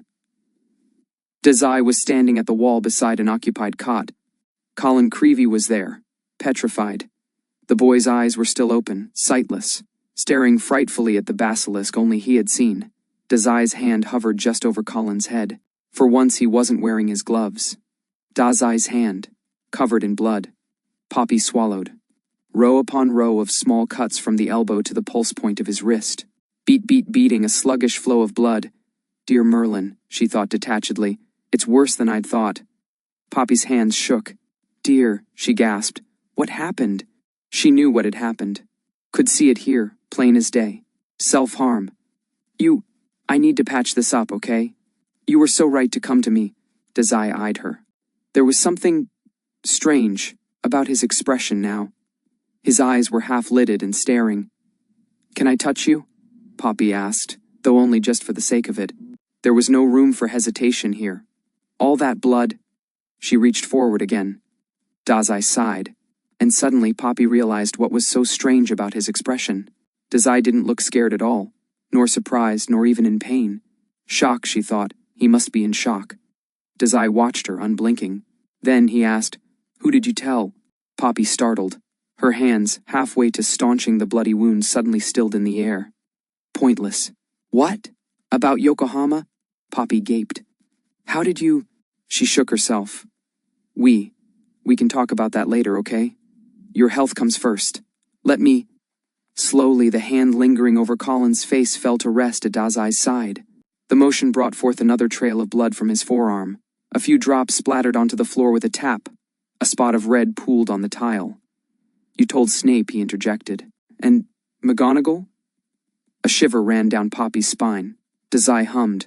Her reaction, automatic, had given him her answer. With an unbloodied hand, Dazai stroked his chin. His face, Poppy now saw, was deathly pale. The sickly pallor said he'd been bleeding for some time now. He looked ill. The headmaster? This time, Poppy managed to force an answer out. No, she said, Mr. Dazai. Hun, I want to help you, okay? With this, she couldn't tear her eyes off of his cuts, with the Port Mafia. We'll be careful about it.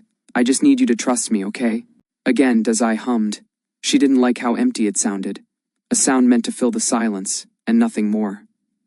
Tell me about the petrifications, Dazai said suddenly. What? Dazai's eyes fell to Colin. There isn't any magic keeping him frozen, he said. Here, Dazai gave his bloody fingers a purposeful wiggle, though Poppy couldn't understand the meaning behind this gesture. A few drops of blood spiraled off at the movement and stained his shoes. But he isn't moving. Poppy made another quick jump to grab Dazai's arm, to staunch the bleeding. This time, he didn't pull away. Poppy's hand closed around the largest of the cuts. Blood squelched up around her hand and beaded between the gaps in her fingers. It made a wet shulk sound.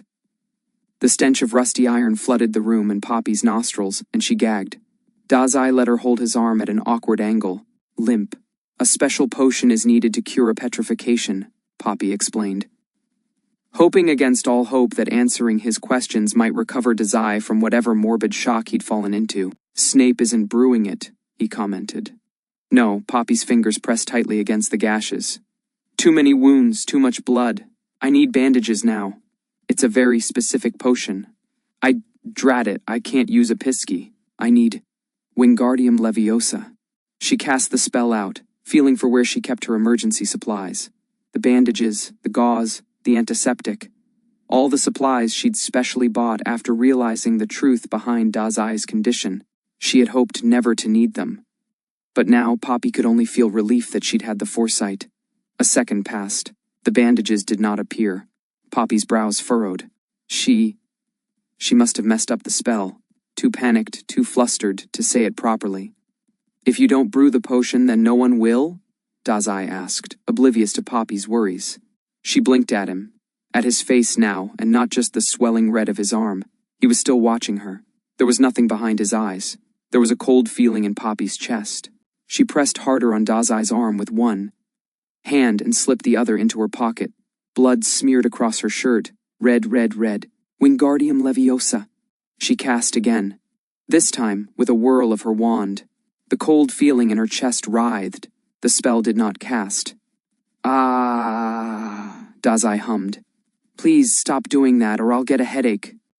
Headache? Poppy's mouth dropped open as those words washed over her, her wand hand rendered useless, the other hand dripping with tacky blood. Why couldn't she cast?